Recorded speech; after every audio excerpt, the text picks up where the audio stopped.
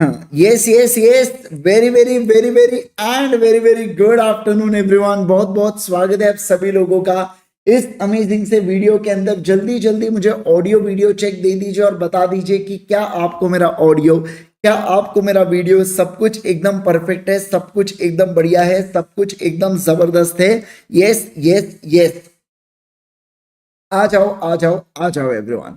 दोस्तों मेरा नाम है सीए इंद्रेश गांधी। मैं आपको सीए फाउंडेशन का लॉ, सीए इंटर का लॉ और सीए इंटर का ऑडिट, के तीन सब्जेक्ट्स अल्टीमेट सीए के इस वंडरफुल प्लेटफॉर्म के ऊपर पढ़ाता हूं। आपको किसी भी समय कोई भी क्वेरी है, कोई कोर्स से रिलेटेड या कोई भी आपको कोई भी दिक्कत है, तो आप मुझे इस इंस्टा आईडी के ऊपर जरूर से रीच कर सकते हैं। इसके अलावा ये हमारे चल रहे सीए फाउंडेशन के मैराथन सेशंस, कंपनीज एक्ट हो चुका है, पार्टनरशिप हो चुका है, सोगा हो चुका है, और आज बारी है इंडियन कॉन्ट्रैक्ट एक्ट के 7, 8 और 9 यूनिट की हम लोग पढ़ने वाले हैं। इसके अलावा कल से हमारे मोस्ट एक्सपेक्टेड क्वेश्चन की सीरीज चालू हो रही है। तीन सीरीज के अंदर हम लोग मैक्सिमम, मतलब अगर मैं बात करूं तो 70 से 80 क्वेश्चंस को अपन लोग सॉल्व करने वाले इन 3 दिनों के सेशंस में, जो मोस्ट एक्सपेक्टेड रहने वाले, जो मैक्सिमम कई बार को उस टॉपिक से क्वेश्चंस आते हैं, हम लोग वैसे सेशंस को देखेंगे। सर ऊपर अगर कुछ टॉपिक्स कवर्ड नहीं है तो आप उसको रिकॉर्डेड देख सकते हैं। इस वीडियो खत्म होने के बाद इस वीडियो के कमेंट सेक्शन के अंदर आपको एक लिंक मिल जाएंगी, उस लिंक के ऊपर आपको पूरा रिकॉर्डेड सेशन मिल जाएगा, या आप इसी चैनल के प्लेलिस्ट में जा सकते हैं और law marathon by Indresh Gandhi की प्लेलिस्ट अगर आप देखेंगे तो उसमें पूरा पूरा आपको हमारे सेशंस मिल जाते हैं। Right, yes. जिस मॉड्यूल का हम लोग प्रयोग करेंगे, यानी कि जो चार्ट बुक है, आप ये IGSir.in से ऑर्डर कर सकते हैं। हार्ड कॉपी बुला सकते हैं, सॉफ्ट कॉपी बुला सकते हैं, आपको जो किताब चाहिए बेसिक किताब यहाँ पे बुला सकते हैं। सॉफ्ट कॉपी में आपको एनक्रिप्टेड फॉर्म में ऐप के ऊपर PDF मिलती है बेटा, जिसकी डिटेल्स आपको मेल के अंदर ही आ जाती है। कुछ बच्चे ऑर्डर करते हैं और राह देखते रहते, कब आएंगी किताब, कब आएंगी किताब। अरे भैया, आपने सॉफ्ट कॉपी ऑर्डर किया है, उसका मेल के ऊपर तुरंत एक्सेस आपको आ जाता है, ठीक है ना। इस टेलीग्राम आईडी को जरूर से ज्वाइन कीजिएगा। जितने भी हमारे नोट्स, जितने भी हमारे क्लासेस, जितनी भी इंफॉर्मेशन होती है, सब कुछ आपको इस टेलीग्राम चैनल के ऊपर मिल जाता है। चलिए अब शुरुआत करूंगा मैं आज के सेशन की। देखो, अच्छा बताओ मुझे क्या टारगेट रखे अपने। यूनिट 7, 8 और 9 कितने देर में होना चाहिए? मेरे हिसाब से 1.5 आवर्स का हम लोग टारगेट लेके चलेंगे बेटा, कि 1.5 आवर्स के अंदर तीनों यूनिट अपने फिनिश ऑफ हो जाए, ठीक है ना।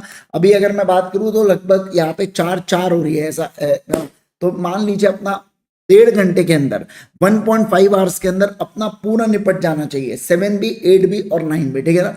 पहले ही बता दूं, ये रिवीजन सेशन नहीं है, ये मैराथन सेशन है।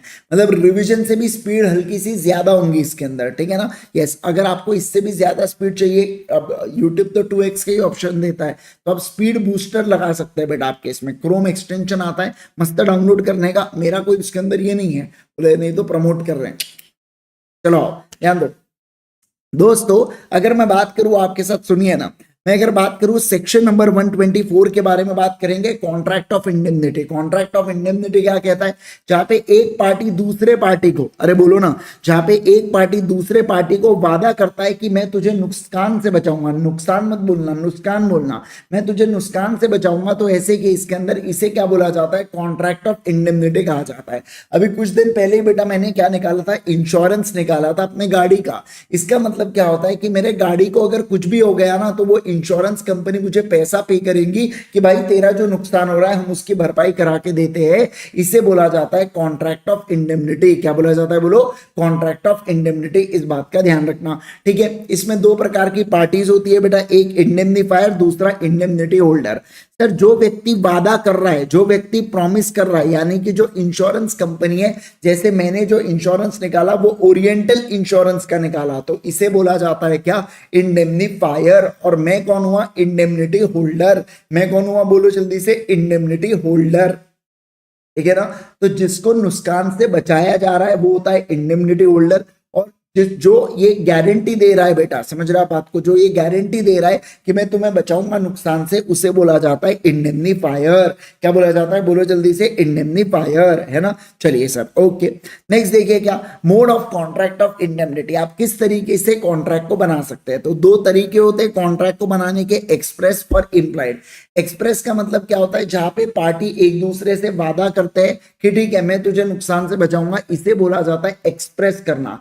इम्प्लाइड का मतलब क्या होता है, यहाँ पे कंडक्ट ऑफ दी पार्टी से, क्या कहा मैंने, बोलो, कंडक्ट ऑफ दी पार्टी से ये डिटरमाइन होता है कि सर ये नुकसान का भरपाई करके देने वाला है। जैसे मान लो फॉर एग्जांपल अगर ऐसा होता है कि तेजस सर के पास फोन है बेटा, है ना, अब तेजस सर के पास फोन है और किसी दिन मेरी इच्छा होगी कि चलो क्रिकेट खेलना है, तो उनके पास मैं उनके फोन से क्या खेलता हूँ, क्रिकेट खेलता हूँ। अब ऐसे केस में क्या हो जाता है, फोन का एक हिस्सा अगर बाहर निकल जाता है, मान लो ये 2 फोन है बेटा, उसके एक हिस्सा ऐसा बाहर निकल गया, तो क्या करेंगे अपन, तो अपन को, मुझे तेजस सर को क्या करना पड़ेगा, मुझे तेजस सर को भरपाई करके देना पड़ेगा। क्या करना पड़ेगा, बोलो ना, तेजस सर को भरपाई करके देना पड़ेगा इस नुकसान की। क्या आप इस बात को समझे क्या? हाँ सर, इसे इम्प्लाइड बोला जाता है। क्या बोला जाता है, बोलो, इम्प्लाइड बोला जाता है। ठीक है सर।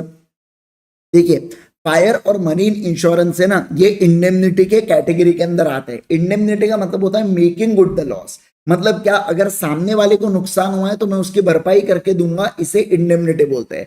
लेकिन मुझे बताइए, क्या लाइफ इंश्योरेंस में इंडेमनिटी हो सकता है क्या?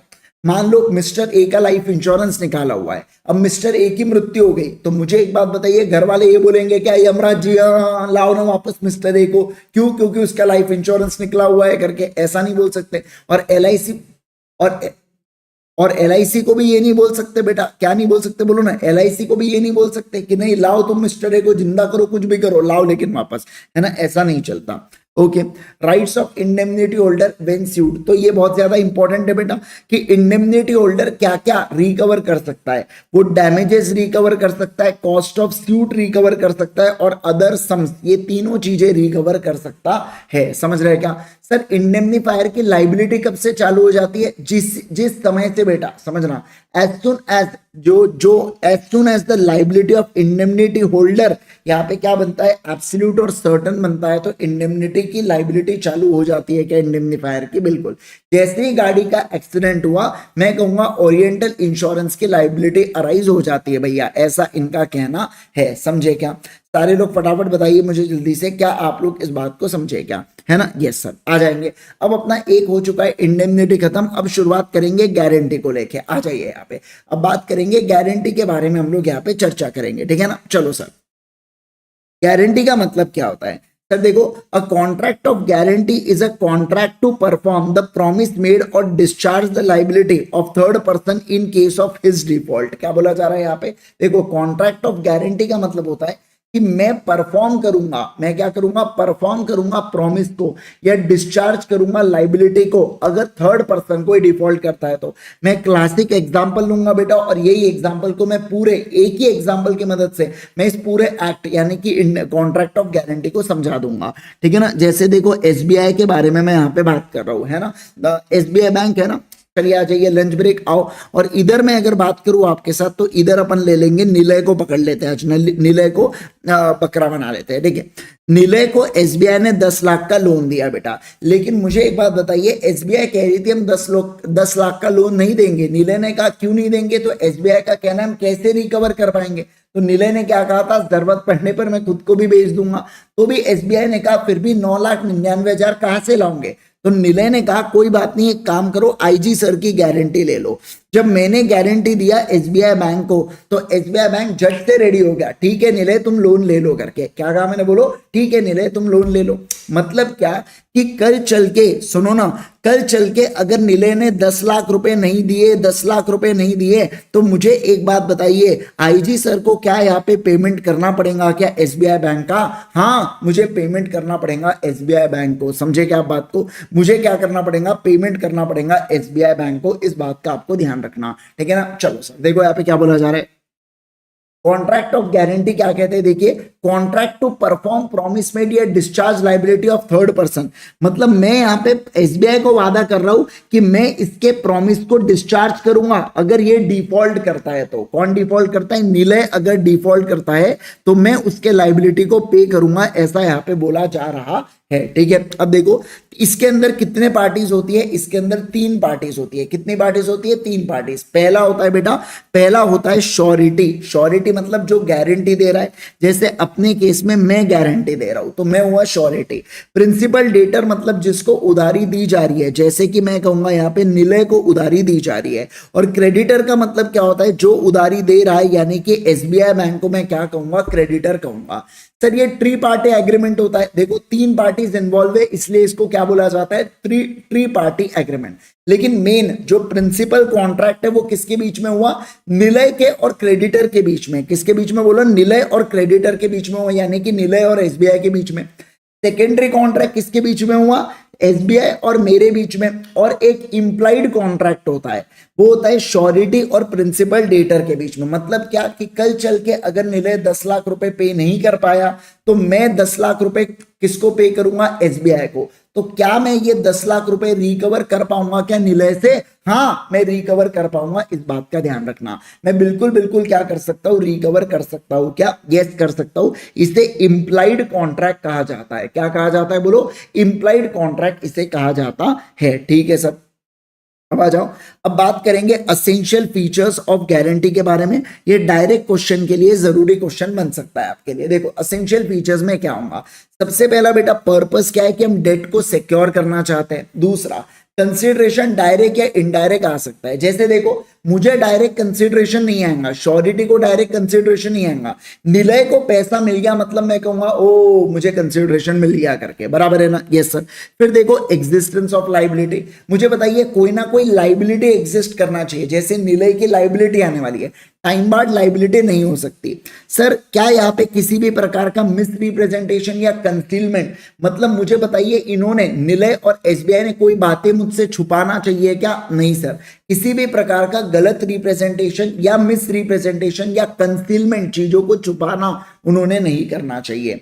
ये एग्रीमेंट ओरल या रिटर्न हो सकता है। कभी कभार मैं बोल सकता हूं, कोई कंडीशन लगा सकता हूं। जैसे देखो अनिल अंबानी को लोन दिया जा रहा था, तो मैंने क्या कहा बैंक से, मैंने कहा देखो जब तक मुकेश अंबानी मेरे साथ as a other co surety नहीं जुड़ता ना, मैं भैया क्या नहीं बनूंगा, मैं गारंटर नहीं बनूंगा। तो यहाँ पे क्या हुआ, मैंने कंडीशन इंपोज किया कि मेरे को एक और पर्सन चाहिए। किसके तौर पर चाहिए, को श्योरिटी के तौर पर, तभी मैं काम करूंगा और तभी मैं काम कर पाऊंगा। क्या, हाँ सर तभी काम कर पाऊंगा, ऐसा बोला गया। देखो if the condition is imposed on other co surety to join then he must join, मतलब मुकेश अंबानी ने ज्वाइन करना ही करना है। वो मना कर सकता है क्या, नहीं सर वो मना नहीं कर सकता, ऐसा इसका अर्थ हुआ। देखिए 2 प्रकार की गारंटी होती है, एक होता है स्पेसिफिक गारंटी और एक होता है कंटिन्यूड गारंटी। जैसे निलय के केस में स्पेसिफिक गारंटी है बेटा, जो निलय ने 10 लाख रुपए का लोन लिया ना, मैं केवल और केवल उसी लोन के लिए लायबल हूं, इसे बोला जाता है क्या, स्पेसिफिक गारंटी, है ना। इसे क्या कहते हैं, स्पेसिफिक गारंटी कहते हैं। लेकिन मान लो मैं सिमरन के बारे में बात करूंगा, ये सिमरन बेटा दुकानदार से कुछ खरीदने जाती है। सिमरन, दुकानदार कहता है कि मुझे तुम्हारे ऊपर भरोसा नहीं है सिमरन, मैं तुम्हें उधारी पर गुड्स नहीं दूंगा। मैंने कहा अरे चिंता मत करो शॉपकीपर, ये मेरे पहचान की, अगर इसने पैसे नहीं लौटाए तो मैं दे दूंगा, तुम उसे गुड्स देते रहो करके, है ना। तो अब समझना, अब आज से जब जब शॉपकीपर बेटा गुड्स देते रहेगा सिमरन को, मेरी लाइबिलिटी या मेरी गारंटी आती रहेंगी क्या, हाँ सर कंटिन्यूड गारंटी। अब 1 हफ्ते बाद में जाता हूं तो मुझे पता चलता है सिमरन ने 15,000 के बेटा क्या ले लिए, अभी तक सामान ले लिया, मेरे को डर लग गया। मैंने कहा शॉपकीपर से बस मैं अपनी गारंटी को रोकता हूं, अब इसके आगे तो सिमरन से पैसे लेना तभी गुड्स देना, तब तक गुड्स मत देना। तो अब समझना, जो 15,000 ऑलरेडी हो चुके हैं ना ट्रांजैक्शन, उसके लिए मेरी लाइबिलिटी रहेंगी। मतलब क्या, आप समझना, लाइबिलिटी कंटिन्यू करेंगे अब तक, अप टू रिवोकेशन, लेकिन आगे के ट्रांजैक्शन के लिए मान लो सिमरन जाती है और 6,000 का और कुछ सामान खरीदती है, तो उसके लिए मैं क्या लायबल रहूंगा क्या, ना जी ना, मैं लायबल नहीं रहूंगा। आप समझ रहे हो क्या, अरे बोलो ना, आप समझ रहे हो क्या। सर ये देखो टाइमलाइन है, ठीक है, मैंने यहाँ पे गारंटी दिया था बेटा और यहाँ पे मैंने रिवोकेशन किया, तो इसके बीच में जितने भी ट्रांजैक्शन है मैं लायबल रहूंगा। इसके आगे के ट्रांजैक्शन के लिए मैं लायबल रहता हूँ क्या राजा, नहीं रहता हूँ। समझ गए क्या, अरे बोलो जल्दी से, समझ गए क्या, है ना। तो ये होता है कॉन्ट्रैक्ट ऑफ गारंटी। क्या होता है बोलो, कॉन्ट्रैक्ट ऑफ गारंटी। चलो सर आगे बढ़ेंगे, नेक्स्ट वाले पॉइंट पे देखो क्या। अब देखो क्या बोला जा रहा है सर, यहां पे बात की जा रही है nature and extent of surety's liability coextensive with that of principal debtor unless provided. मतलब क्या, कोएक्सटेंसिव का मतलब क्या होता है, अरे भैया जिन जिन चीजों के लिए, सुन लो बात को, क्या जबरदस्त स्टेटमेंट बोल रहा हूं मैं, जिन जिन चीजों के लिए निलय लायबल रहेगा एसबीआई बैंक के टुवर्ड्स, मैं वो सारे चीजों के लिए लायबल रहूंगा एसबीआई बैंक के टुवर्ड्स। मतलब 10 लाख रुपए का लोन है, उसके ऊपर का इंटरेस्ट है, पीनल इंटरेस्ट है, कुछ चार्जेस है, मैं सारे चीजों के लिए लायबल रहूंगा। इसे बोला जाता है को एक्सटेंसिव होना। क्या होना बोलो जल्दी से, को एक्सटेंसिव होना। मतलब क्या, प्रिंसिपल प्रिंसिपल डेटर की जो जो चीजों की लाइबिलिटी है, प्रिंसिपल डेटर की जो जो चीजों की लाइबिलिटी है, वो सारे चीजों के लिए क्या मैं लायबल रहूंगा क्या? हाँ सर, बिल्कुल बिल्कुल मैं लायबल रहता हूं। ठीक है सर, नेक्स्ट देखिए, सेकेंडरी इन नेचर। एक बात ध्यान रखना, मेरी हमेशा लाइबिलिटी सेकेंडरी नेचर की रहेंगी। क्यों? क्योंकि अगर निलय ने डिफॉल्ट किया तभी मेरी लाइबिलिटी आएंगी। निलय ने डिफॉल्ट नहीं किया, निलय ने 10 लाख रुपए दे दिए एसबीआई को, तो मेरी लाइबिलिटी आएंगी क्या? नहीं आएंगे सर। तीसरा, where debtor cannot be held liable because of the defect in document। मतलब मान लो किसी भी रीजन के कारण अगर आप निलय से पैसा रिकवर नहीं कर सकते, किसी भी रीजन के कारण, तो ऐसे केस में क्या आप मुझे बताइए ना, क्या आप थारा भाई आईजी सर से रिकवर कर पाएंगे क्या? नहीं सर, थारा सर आईजी सर से आप रिकवर नहीं कर पाएंगे। मतलब क्या बोला?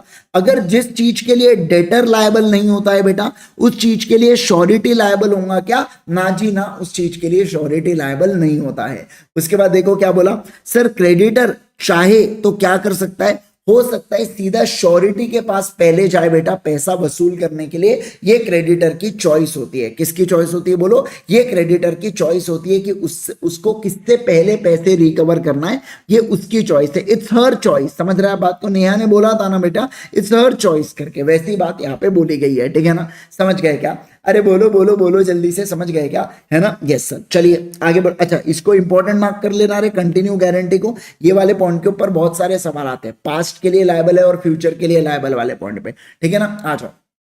अब देखो क्या, मोड्स ऑफ डिस्चार्ज के बारे में बात करेंगे। एक और पॉइंट पढ़ना है, उसके बाद यूनिट खत्म। Come on everyone, 12 minute to go. चलो सर, देखो क्या, उसके बाद ये वाला यूनिट खत्म हो जाएगा। मोड्स ऑफ डिस्चार्ज, डिस्चार्ज का मतलब होता है लाइबिलिटीज का खत्म हो जाना। तो कैसे एक व्यक्ति की लाइबिलिटी खत्म हो जाएंगी? तो देखो, लाइबिलिटी खत्म होने की 3 चीजें है बेटा। पहला क्या हो सकता है? गारंटी रिवोक कर दी गई हो। दूसरा क्या हो सकता है? क्रेडिटर के कंडक्ट से। और तीसरा क्या? Invalidation of contract of guarantee. मतलब क्या बोला जा रहा है बोलो? Invalidation of contract of guarantee. मतलब हो सकता है कॉन्ट्रैक्ट ऑफ गारंटी है ना, वही इनवैलिड हो गया। आ जाओ, देखो क्या, सबसे पहला मैं बात करूंगा नोटिस के बारे में। ठीक है ना? सेक्शन नंबर 130 क्या कह रहा है? जो कंटिन्यूइंग गारंटी है ना बेटा, आप ये फ्यूचर ट्रांजैक्शन के लिए रिवोक कर सकते हो नोटिस देके, लेकिन पास्ट ट्रांजैक्शन के लिए क्या आपकी गारंटी अभी भी लायबल रहती है क्या? बिल्कुल रहती है। और सर अगर स्पेसिफिक गारंटी है ना, आप ये तभी रिवोक कर पाओगे अगर वो अक्रू नहीं हुआ है तो। मतलब एसबीआई ने अगर अभी तक निलय को लोन नहीं दिया है तो मैं अभी रिवोक कर सकता हूं लाइबिलिटी को, लेकिन एक बार लोन चले गया निलय के अकाउंट में, तो मुझे बताइए क्या मैं अब अपने गारंटी को रिवोक कर पाऊंगा क्या? नहीं सर, नहीं कर पाऊंगा। इस बात का ध्यान रखना। समझे क्या आप बात को? अरे बोलो जल्दी से मुझे, क्या आप इस बात को समझे क्या? Yes sir. तो देखो क्या बोला, अगर कंटिन्यूइंग गारंटी है, मैंने यहाँ पे गारंटी दिया, यहाँ पे रिवोक किया, तो मैं फ्यूचर ट्रांजेक्शन के लायबल नहीं रहता हूं, लेकिन ये जो पास्ट ट्रांजेक्शन है इसके लिए लायबल रहने वाला हूं क्या? बिल्कुल बिल्कुल रहने वाला हूं। ठीक है सर, अगर श्योरिटी की डेथ हो जाती है बेटा, तो ध्यान रखना, श्योरिटी की डेथ जिस दिन हुई उसके आगे के ट्रांजैक्शन के लिए वो लायबल नहीं हुआ। इस दिन डेथ हुई तो आगे के ट्रांजैक्शन के लिए विल नॉट बी लायबल, लेकिन ये जो पास्ट ट्रांजैक्शन है ना, उसके लिए उसका एस्टेट, एस्टेट मतलब क्या होता है? श्योरिटी की जो प्रॉपर्टी होती है, श्योरिटी की जो प्रॉपर्टी होती है, श्योरिटी की जो प्रॉपर्टी होती है वो लायबल होता है। ठीक है ना? Okay sir. अब बात करेंगे बाय नोवेशन के बारे में। नोवेशन का मतलब क्या होता है? नोवेशन का मतलब होता है पुराने के जगह नया कॉन्ट्रैक्ट कर लेना। तो अगर कोई नया कॉन्ट्रैक्ट बन जाता है, अब समझना, अगर कोई नया कॉन्ट्रैक्ट बन जाता है, ठीक है ना, पार्टीज के बीच में, जैसे निलय और एसबीआई के बीच में कोई नया कॉन्ट्रैक्ट बन जाता है, तो मैं क्या डिस्चार्ज हो जाऊंगा क्या? हाँ भैया, मैं डिस्चार्ज हो जाऊंगा। इस बात का ध्यान रखना। मतलब क्या, ये 10 लाख के लोन की जगह क्या हुआ, अब निलय लोन को रीपे नहीं कर पा रहा है, तो एसबीआई क्या कहती है, एक काम करते हैं, हम आपको फ्रेश लोन देते हैं 10 लाख का 15% के ब्याज से। पुराना लोन था 12% के ब्याज का। अब आप क्या करो, फ्रेश लोन दिया ना, उससे पुराना लोन रीपे कर दो। अब ये 15% का लोन आप बाद में रीपे करते रहना। तो ये क्या हुआ? नोवेशन हुआ। मुझसे पूछा गया क्या? नहीं पूछा गया। तो मैं क्या डिस्चार्ज हो जाऊंगा? हाँ सर, मेरी लाइबिलिटी खत्म हो जाएंगी यहाँ पे इस कॉन्ट्रैक्ट के अंदर, अगर आपने किसी भी तरीके से कॉन्ट्रैक्ट को क्या किया, चेंज किया तो। समझ गए क्या? सारे लोग फटाफट बताइए मुझे जल्दी से, क्या आप इस बात को समझ गए क्या? है ना? यस सर, एकदम इजी इजी, एकदम इजी इजी। ठीक है, चलिए सर, नेक्स्ट पॉइंट देखो क्या बोला जा रहा है। अब हम लोग बात करेंगे कंडक्ट ऑफ क्रेडिटर के द्वारा। किसके बारे में बात करेंगे बोलो? Conduct of creditor. Conduct of creditor का मतलब होता है क्रेडिटर का बिहेवियर। क्या होता है बोलो जल्दी से? क्रेडिटर का बिहेवियर। है ना। क्रेडिटर कौन है अपने केस में, एसबीआई बेटा क्रेडिटर है या शॉपकीपर क्रेडिटर है, ठीक है। ओके, अब variance in terms without the assent of surety. अब देखो एसबीआई ने लोन दिया था किसको, एसबीआई ने लोन दिया था बेटा अपने क्या नाम है इसको, निलय को। अब इस केस में क्या हो जाता है, इनके वेरिएंस ये टर्म्स एंड कंडीशंस को बदल डालते हैं, तो मेरे से बिना पूछे बदले तो क्या मैं डिस्चार्ज, हाँ भैया मेरी लाइबिलिटी खत्म यहाँ पे, ठीक है। ओके, उसके बाद देखो by release या discharge of principal debtor if the creditor enters into fresh contract or does any act जिससे प्रिंसिपल डेटर डिस्चार्ज हो जाए बेटा, तो मैं कहूंगा क्रेडिटर इसके अलावा श्योरिटी भी डिस्चार्ज हो जाएगा। क्या मतलब, जहां पे प्रिंसिपल डेटर की लाइबिलिटी खत्म होंगी ना, वो सारे ट्रांजेक्शन के लिए श्योरिटी की लाइबिलिटी भी खत्म होंगी। जहां जहां पे प्रिंसिपल डेटर लाइबल, वहां पे श्योरिटी लाइबल। प्रिंसिपल डेटर की लाइबिलिटी खत्म तो श्योरिटी की लाइबिलिटी खत्म, बराबर है क्या? Yes sir.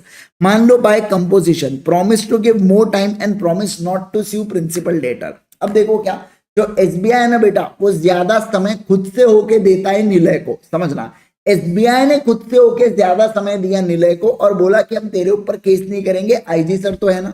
मुझे एक बात बताइए, मैंने जो श्योरिटी दे के रखो, मतलब रोज मेरी रातों की नींद उड़ाओगे तुम लोग, है ना। रोज मेरे को धक धक होते रहेगा कि कब निलय पे नहीं करेंगे और कब मेरी लाइबिलिटी आ जाए, बराबर है। तो ऐसे केस में बोल के रखा है, अगर आप कुछ ऐसा मांडवली करते हो, कॉम्प्रोमाइज करते हो बेटा, कौन कॉम्प्रोमाइज कर रहा है? प्रिंसिपल डेटर और श्योरिटी कर रहा है। तो हम लोग कहेंगे भैया कौन, बताइए ना, श्योरिटी बोलेगा कि मेरा क्या हो गया, मैं तो भैया इस कॉन्ट्रैक्ट के लिए अब लायबल नहीं रहने वाला हूं, ठीक है ना। Yes sir. अब देखो क्या, अब बात कर रहे हैं creditors act omission impairing sureties eventual remedy.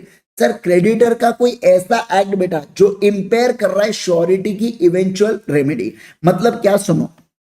जैसे देखो ये जो निलय है ना बेटा, निलय ने क्या दिया था, गोल्ड की चेन दिया था किसके पास? एसबीआई के पास। समझना बात को, गोल्ड की चेन दिया था एसबीआई के पास, या मान लो जो शेयर सर्टिफिकेट दिया था एसबीआई के पास, ठीक है ना। ओके, और ये शेयर सर्टिफिकेट कितने के थे? 7 लाख रुपए के थे, ठीक है ना। ओके, अब एसबीआई के लोग गेल सब पे बेटा, इनको लगा कागज है और इसके ऊपर बढ़िया से भेल वेल रख के खा गए ये लोग, बोले मस्त जाड़ा जाड़ा पेपर लग रहा, बढ़िया है करके, है ना, समझो स्वाद आ रहा है बोले। तो ऐसे कैसे तुमको स्वाद आ रहा है? अरे तुम्हारे स्वाद आने के चक्कर में जो 7 लाख रुपए आईजी सर रिकवर कर सकते थे बेटा, किससे? वो शेयर सर्टिफिकेट से, वो तो आज गए ना काम से।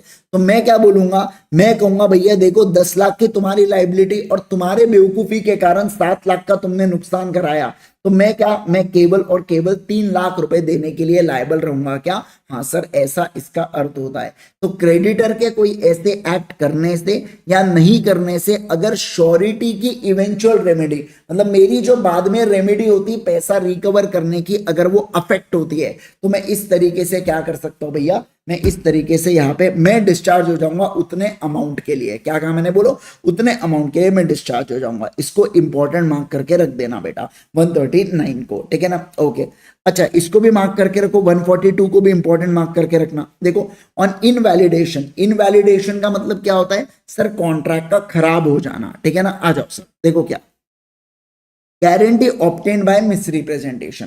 सर मुझे एक बात बताइए, अगर झूठ बोल के गारंटी ऑब्टेन किया, जैसे निलय ने बेटा इससे पहले भी एसबीआई के लोन को डुबाया था, बट ये निलय और ये जो है ना एसबीआई का मैनेजर, ये मिलके फ्रॉड करना चाहते थे, तो इन्होंने बोला चलो आईजी सर को फंसाते, इसके अंदर आईजी सर की गारंटी लेंगे, बाद में उनसे पैसे हटेंगे।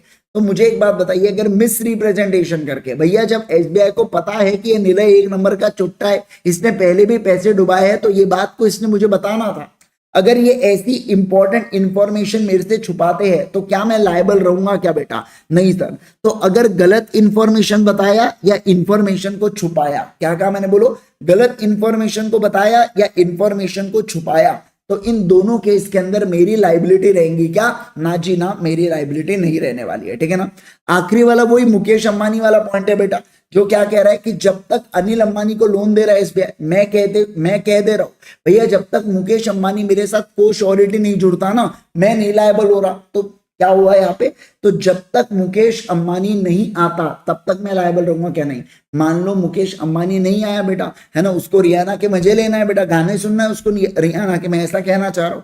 तो यहाँ पे एक बात बताइए मुझे, यहाँ पे मेरी लाइबिलिटी आएंगी क्या? नहीं सर, नहीं आएंगी।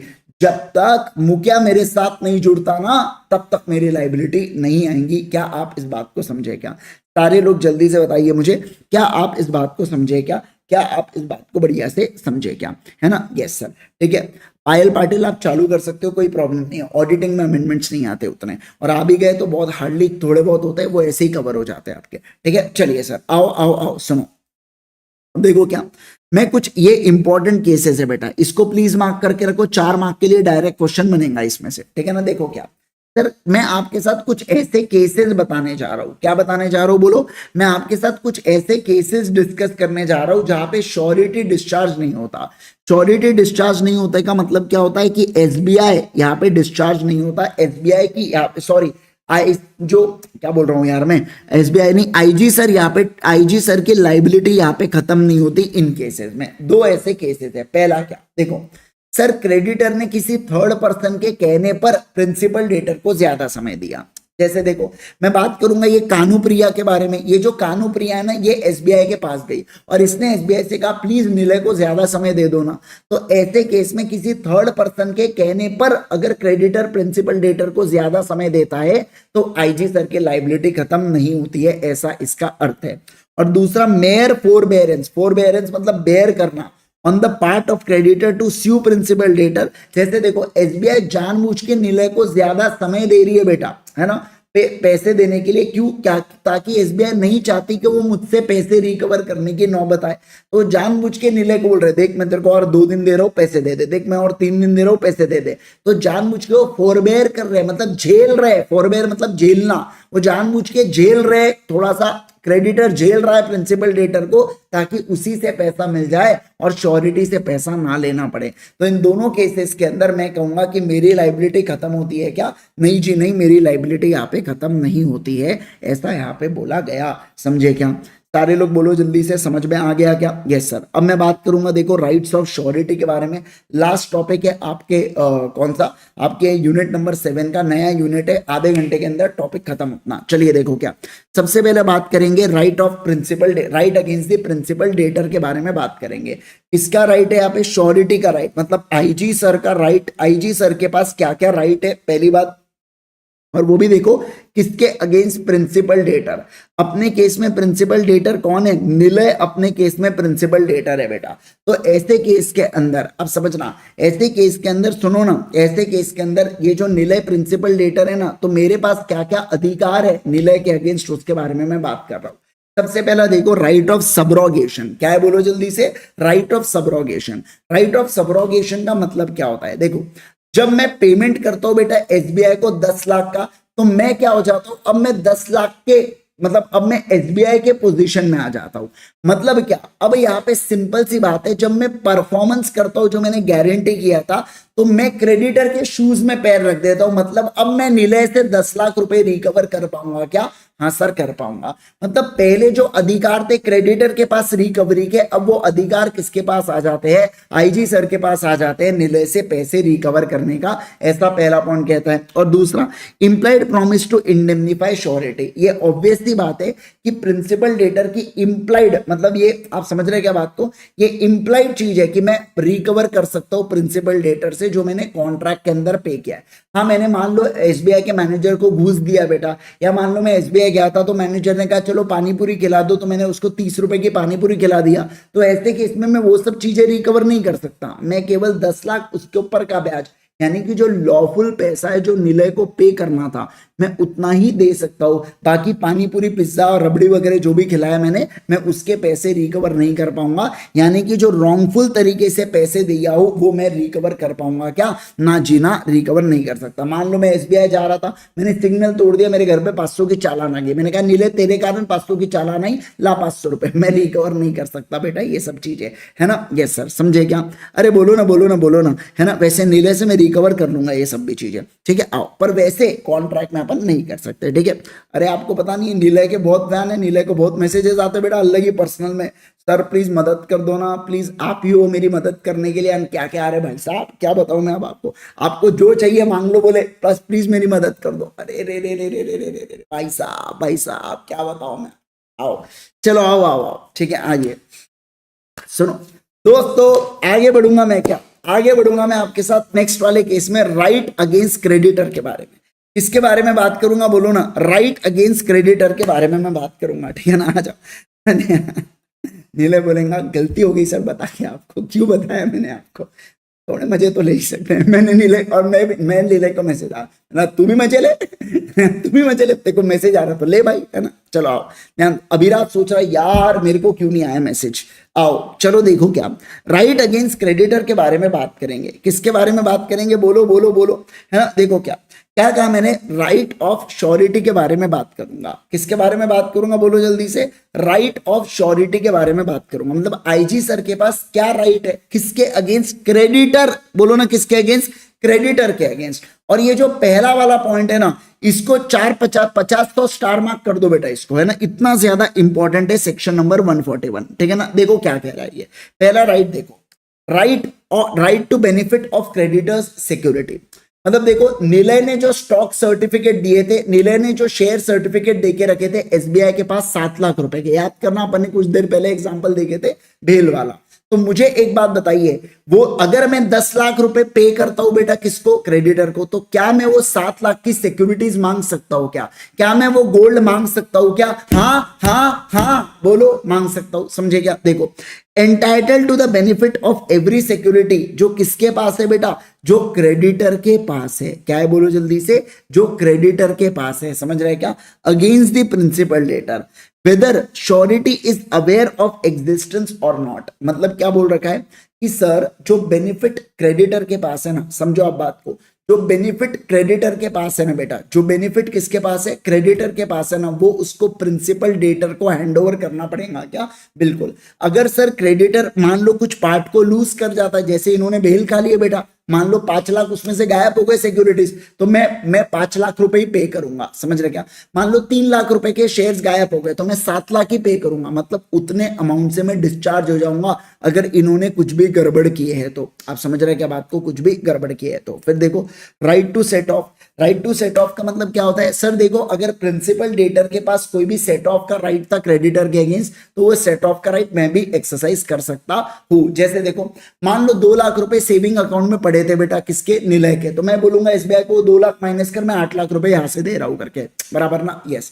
अब देखो राइट टू शेयर रिडक्शन, अगर मान लो जो ये है प्रिंसिपल डेटर है अपना, अगर वो इंसॉल्वेंट हो जाता है और उसके असेट केवल और केवल 25% of his share, his liability पे करने के लिए एलिजिबल होते हैं। अब ये आपको बताऊंगा जॉइंट प्रॉमिस के अंदर ऐसे कई सारे क्वेश्चन आपने किए, ये आखिरी दाव का मजा ही ये होता है यार, मैराथन में क्या स्पीड में बोलो, खटाखट बच्चे को समझ रहा है, क्वेश्चन का लिंकेज कर रहा है, ब्यूटी अलग है मैराथन की, है ना।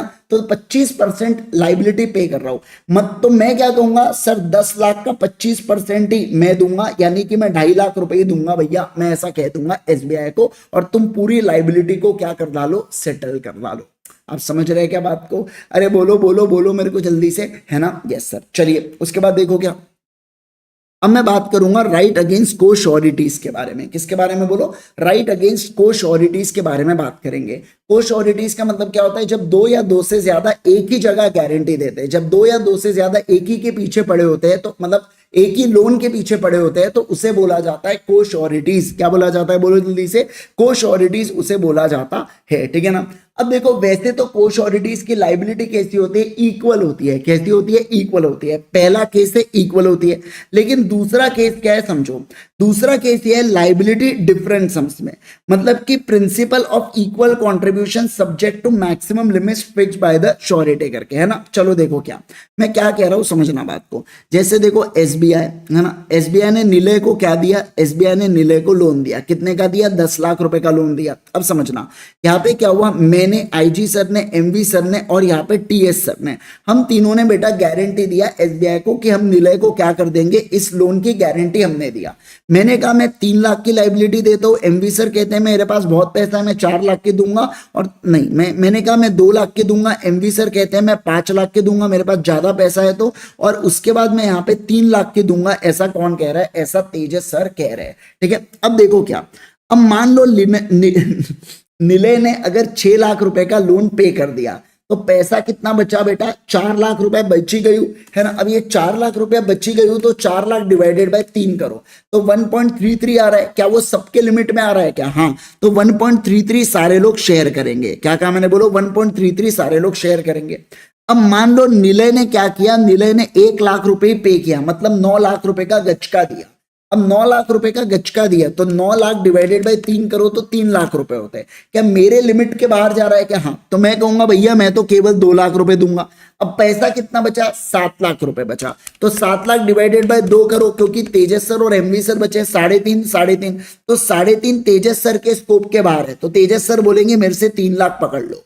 मतलब क्या हुआ? अब बचा कितना पैसा? अब बचा 4 लाख, और वो 4 लाख किसको बेयर करना पड़ेगा? एमवी सर को बेयर करना पड़ेगा। समझे क्या आप बात को? तो जब आप मतलब क्या बोला गया है, अब देखो यहाँ पे, अब आपको समझ आएगा। इन जिसको नहीं समझा आप दोबारा से इस इतने पार्ट को रीप्ले करके देख लेना, आपको समझ में आ जाएंगी चीजें। ठीक है, देखो क्या liability bound in different sums. तो सबसे पहले बोला गया है कि आप इक्वल कंट्रीब्यूशन पहले होगा, लेकिन मान लो इक्वल कंट्रीब्यूशन से कुछ नहीं बचा, तो फिर क्या होगा? मैक्सिमम लिमिट जो फिक्स करके रखे है ना आपने, उतना तक जा सकता है क्या? बिल्कुल बिल्कुल जा सकता है। समझे क्या बात को? अरे बोलो ना जल्दी से मुझे, क्या आप इस बात को समझे क्या? है ना? Yes sir. चलिए बहुत बढ़िया, 32 मिनट के अंदर हम लोगों ने लगभग इस यूनिट को फिनिश ऑफ कर दिया है। 32 मिनट्स के अंदर हमारा भैया यूनिट नंबर 7 खप्पम खप्पम खप्पम खप्पम खप्पम फिनिश फिनिश फिनिश, है ना? ओके, चलो चलो चलो चलो। एमवी सर को लपेट दिया। अरे भैया जो इनके पास पैसों का गोडाउन हो उनको क्या नहीं लपेटे रे बेटा? वो पूरे नागपुर को लपेट रहे अभी, है ना? एमवी सर का घर बन रहा अभी, पता है क्या क्या घर है उनका? पहला बोले पहले एक फ्लोर खरीदा उन्होंने, ठीक है, बाद में एक बैच हुई तो एक और फ्लोर ले लिया ऊपर का। अब समझ रहे क्या? अब बोले 2 फ्लोर और अंदर से सीढ़ियां घुमाऊंगा। अरे भाई साहब क्या बताना, आप जान दो, छोड़ो, है ना? आओ चलो चलो चलो।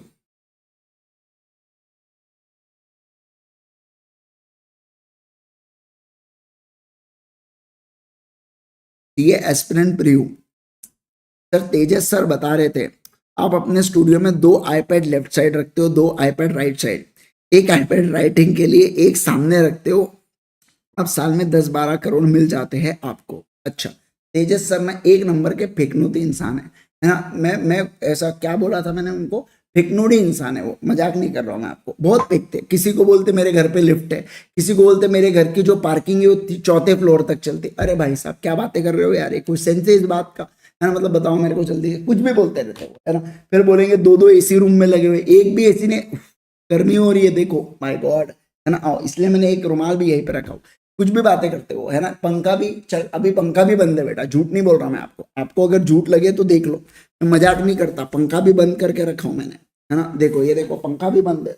तू अरे क्या यार, इलेक्ट्रिसिटी कहाँ जलाना भी क्या बोलना बेटा आप, है ना? चलो चलो रे आ जाओ, अब हो गया हो गया हो गया। चलो अब यूनिट 8 हम लोग चालू करेंगे, ठीक है ना? आओ आओ आओ, सुनो सुनो सुनो सुनो, मैं क्या कह रहा हूँ यहाँ पे।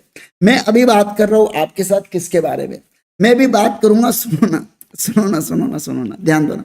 मैं बात करूंगा बेलमेंट और प्लेज के बारे में। अब हम लोग यहाँ पे चर्चा करने वाले हैं, ठीक है? यूनिट नंबर 8 अपना चालू होने जा रहा है। अगले 30 मिनट के अंदर टारगेट होगा कि इस यूनिट को भी हम लोग फिनिश ऑफ कर दे। जल्दी हो सके तो बहुत अच्छी बात है, लेकिन 30 मिनट के अंदर अपना होना ही चाहिए क्या?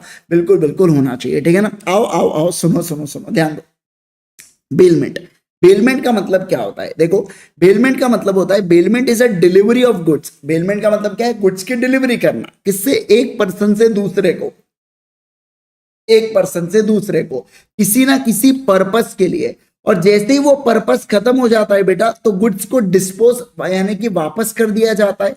या जैसा पहला वाला व्यक्ति या जैसा ओनर बोले उस तरीके से गुड्स के साथ जो भी करना है वो कर दिया जाता है। जैसे एग्जांपल के लिए मेरी गाड़ी बेटा यहाँ पे क्या हो गई? पंचर हो गई। तो मैं क्या चाहता हूँ? मैं पंचर वाले भैया के पास जाता हूँ, मैं पंचर वाले भैया से कहता हूँ भैया भैया ये पंचर को बना दो करके। मैंने उनको गाड़ी दिया, वो मेरे को पंचर बनाएंगे और वापस गाड़ी कर देंगे क्या?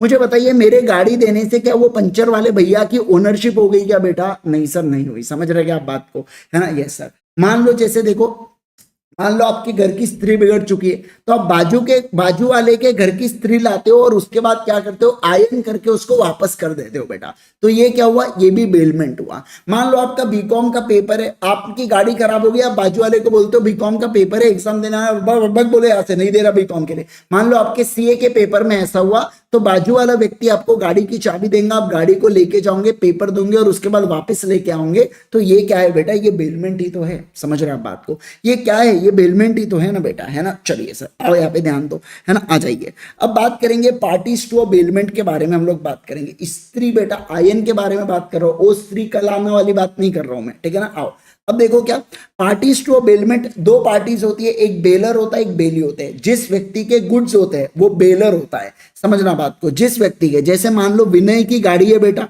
है ना, तो विनय क्या हुआ, विनय यहाँ पे बेलर हुआ। और विनय अपनी गाड़ी किसको दे रहा था, मान लो विनय अपनी गाड़ी जो है ना ये प्रांजलि को दे रहा था, तो ऐसे केस के अंदर प्रांजलि क्या हो गई, प्रांजलि यहाँ पे बेली हो गई। क्या हो गई, बोलो जल्दी से, बेली हो गई। तो ऐसे केस में मैं क्या कहूंगा, विनय है बेलर और प्रांजलि है बेली। और मान लो अगर विनय इसको क्या देता है, पीएम को देता है, यानी कि पंचर मैन को अगर देता है गाड़ी को रिपेयर करने के लिए, तो पंचर मैन क्या होने वाला है, बेली होने वाला है। क्या होने वाला है, बोलो जल्दी से, बेली होने वाला है। इस बात का ध्यान रखना, ठीक है ना। Okay sir.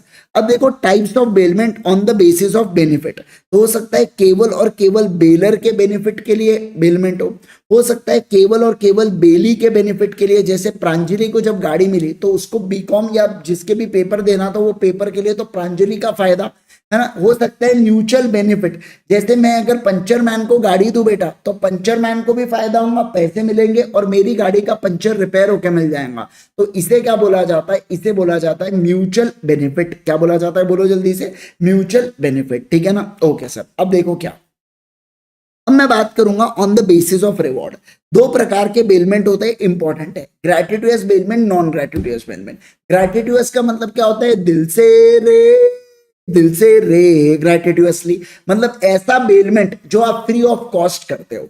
जैसे कि विनय ने बेटा यहाँ पे प्रांजलि को गाड़ी दिया, तो ऐसे केस में मैं कहूंगा आपके साथ ये क्या है, ग्रेटिट्यूअस बेलमेंट है। विनय के अंदर इच्छा जागरूक हुई, मतलब मदद करने की इच्छा जागरूक हुई कि प्रांजलि कैसे पेपर देंगे, तो मैं उसको मदद कर देता हूं। तो ऐसे केस में ये समझना, कुछ अच्छा करना, उसकी इच्छा जागरूक होना, उसके लिए ग्रेटिट्यूअस बेलमेंट आता है बेटा। क्या आता है, बोलो, ग्रेटिट्यूअस बेलमेंट आता है। लेकिन नॉन ग्रेटिट्यूअस बेलमेंट का मतलब क्या होता है कि जहां पे दोनों पार्टीज को कुछ ना कुछ बेनिफिट मिला।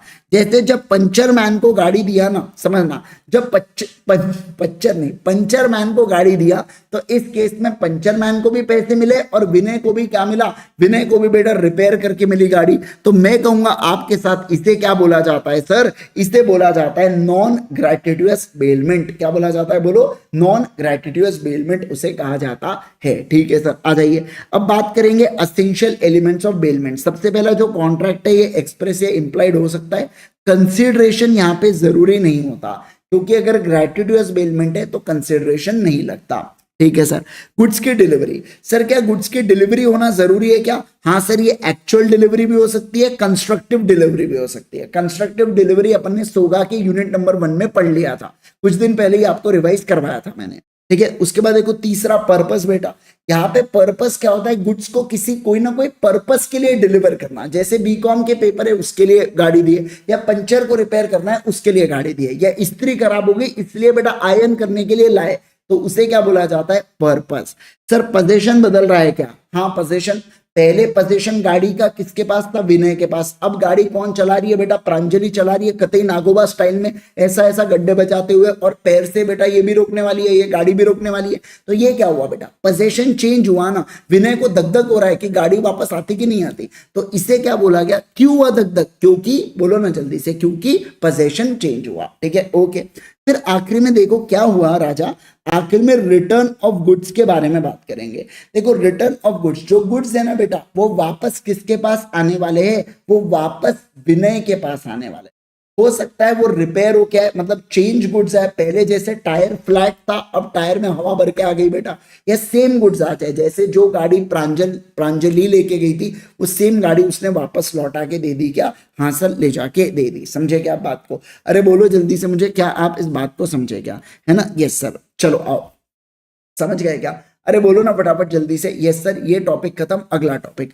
अब बात करेंगे ड्यूटीज एंड राइट्स के बारे में। किसके बारे में बात करेंगे, बोलो, ड्यूटीज एंड राइट्स के बारे में बात करेंगे। सबसे पहले मैं बेलर की ड्यूटी के बारे में बताने जा रहा हूं, यानी कि मैं बात कर रहा हूं विनय के ड्यूटी के बारे में। किसके बारे में, बोलो, विनय के ड्यूटी के बारे में अपन लोग यहाँ पे पढ़ेंगे। सबसे पहला डिस्क्लोज नोन फैक्ट्स। अगर विनय को पता है बेटा, समझना, अगर विनय को पता है कि मेरे ब्रेक नहीं लगते हैं गाड़ी के, तो उसने प्रांजलि को बताना चाहिए, देख ब्रेक नहीं लगते इस गाड़ी के, खैर तुझे ब्रेक के तो जरूरत भी नहीं है, तू तो पैसे ही गाड़ी रोकने वाली है। तो ऐसे केस में तुम्हें अगर कोई फैक्ट के बारे में पता है, ग्रेटिट्यूअस बेलमेंट में अगर तुम्हें कोई फैक्ट के बारे में पता है तो उस फैक्ट के बारे में तुमको बताना पड़ेगा क्या? हाँ सर, बताना पड़ेगा। हमारे क्लास में दो लोग हैं, प्रांजल भी है और प्रांजलि भी है। प्रांजलि चुपके में बारीक में कमेंट करती है खादा, है ना। अब वो कमेंट ही नहीं कर रही जब से, और बार बार ये प्रांजल नासपीटा ये कमेंट किया जा रहा है, तो लोगों को लग रहा है मैंने प्रांजल का प्रांजलि किया। नहीं राजा, मैं क्यों करूंगा ऐसा, है ना, समझे आप? तो मैं क्यों करूंगा? तो ऐसे केस में समझो पहला क्या, पहले केस के अंदर क्या हुआ यहाँ पे, पहले केस के अंदर ग्रेटिट्यूअस बेलमेंट में अगर आपको कुछ फॉल्ट के बारे में पता है ना, तो आपने सामने वाले को बताना है। लेकिन नॉन ग्रेटिट्यूअस बेलमेंट, मान लो ये विनय का धंधा है बेटा, ये विनय गोवा में रहता है और इसका धंधा है स्कूटियों को रेंट पे देने का, ठीक है ना। तो ये नॉन ग्रेटिट्यूअस बेलमेंट की कैटेगरी में आ गया, जहां पे वो स्कूटी देगा एक दिन के लिए 300-400 रुपए ऐड लेगा और बोलेगा फिर वापस गाड़ी लाके दे दो, ठीक है। तो ध्यान रखना, अब इसको ब्रेक फेलियर के बारे में पता है नहीं पता है हमें कोई फर्क नहीं पड़ता, इसने सामने वाले को बताना चाहिए। आप समझ रहे क्या बात को? अरे बोलो ना जल्दी से मुझे, है ना। Yes sir. तो नॉन ग्रेटिट्यूअस के केस में बेलर को पता है या नहीं पता है, मतलब वो अवेयर है या नहीं है, अवेयर है या नहीं है, क्या आपको बताने रहने की क्या? हाँ सर, बिल्कुल बिल्कुल करना पड़ेगा, ठीक है ना। उसके बाद देखो, टू पे नेसेसरी एक्सपेंसेस। सर ग्रेटिट्यूअस बेलमेंट के केस में आपको नेसेसरी एक्सपेंसेस पे करना पड़ता है प्लस एक्स्ट्रा ऑर्डिनरी एक्सपेंसेस भी। मतलब क्या, जैसे मान लो यहाँ पे क्या होता है कि प्रांजलि यहाँ पे बाहर गई बेटा, नो पार्किंग में गाड़ी खड़ी कर दी, तो इस केस के अंदर क्या होगा, जो ये विनय है ना, इसको पेट्रोल का भी खर्चा विनय को ही पे करना है बेटा, और एक्स्ट्रा ऑर्डिनरी यानी कि ये जो चालान आने वाली है वो भी विनय ही पे करने वाला है इसके अंदर। लेकिन नॉन ग्रेटिट्यूअस बेलमेंट में ध्यान रखना, जो एक्स्ट्रा ऑर्डिनरी, जो लाइबिलिटी टू पे एक्स्ट्रा ऑर्डिनरी एक्सपेंसेस है ना, वही आती है किसकी? वही चाहती है विनय की। ध्यान रखना, वही विनय की आती है एक्स्ट्रा ऑर्डिनरी। जैसे इंजन खराब हो गया या कुछ गाड़ी का कुछ भारी चीज खराब हो गई तो वो विनय ठीक कराएगा, बाकी पेट्रोल का खर्चा वो सामने वाला व्यक्ति बेटा जो स्कूटी को हायर कर रहा है ना, वो पेट्रोल का खर्चा उसके अंदर करता है। समझ रहे क्या? तो पेट्रोल का खर्चा नेसेसरी हुआ, एक्स्ट्रा ऑर्डिनरी मतलब कभी कभार जो खर्चा आता है। तो देखो दोनों एक्सपेंसेस नॉन बेलमेंट, नॉन ग्रेटिट्यूअस में या ग्रेटिट्यूअस में विनय ही करेगा, लेकिन अगर नॉन ग्रेटिट्यूअस है ना, तो वहां पे वो केवल एक्स्ट्रा ऑर्डिनरी खर्चा करने वाला है क्या? हाँ सर, बिल्कुल बिल्कुल करने वाला है। समझे क्या? अरे बोलो बोलो बोलो मेरे को जल्दी से, क्या आप लोग इस बात को समझे क्या, है ना। Yes sir. आ जाइए, देखो यहाँ पे नेक्स्ट सुनो, duty to indemnify the bailee for premature termination. हाँ, लड़कियां भी रोकती है ब्रेक से, मैं मजाक के लिए बोल रहा हूँ बेटा, मजाक को मजाक की तरह लिया करो, हर बात पे सीरियस हो जाते है ना। आओ चलो सर, देखो क्या बोल रहा है। सारे लोग ध्यान दो इधर, लड़कियां ही ब्रेक से रोकती, गलती हो गई माँ, हम लड़के रोकते बेटा पाव से, हम हाथ से रोकते, जान दो, पाव छोड़ो, हम अपन हाथ से रोकते बेटा, बस चलो जान दो ये सब, लफड़ा खत्म करो यार। ये यहाँ तुम्हारा अटेम्प्ट आ रहा 5 दिन में और तुम ब्रेक और हाथ पे क्या बताना, है ना, वहां से पैरों तले जमीन खिसक जाएंगी बेटा, फिर समझ रहे क्या? आओ इधर ध्यान दो, सुनो सुनो सुनो मैं जो कह रहा हूं, अब इधर आप ध्यान दो, इधर सुनिए मैं जो कह रहा हूं। Duty to indemnify the bailee for premature termination.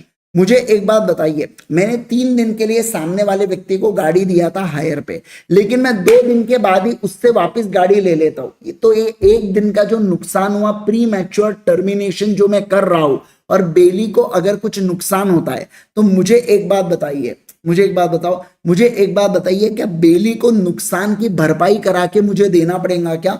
हाँ सर, देना पड़ेगा, ऐसा यहाँ पे बोला गया है, ठीक है ना। ओके सर, अगर कोई भी लॉस यहाँ पे बेली को सस्टेन करना पड़ता है तो ऐसे केस में मैं उसकी भरपाई करा के दूंगा।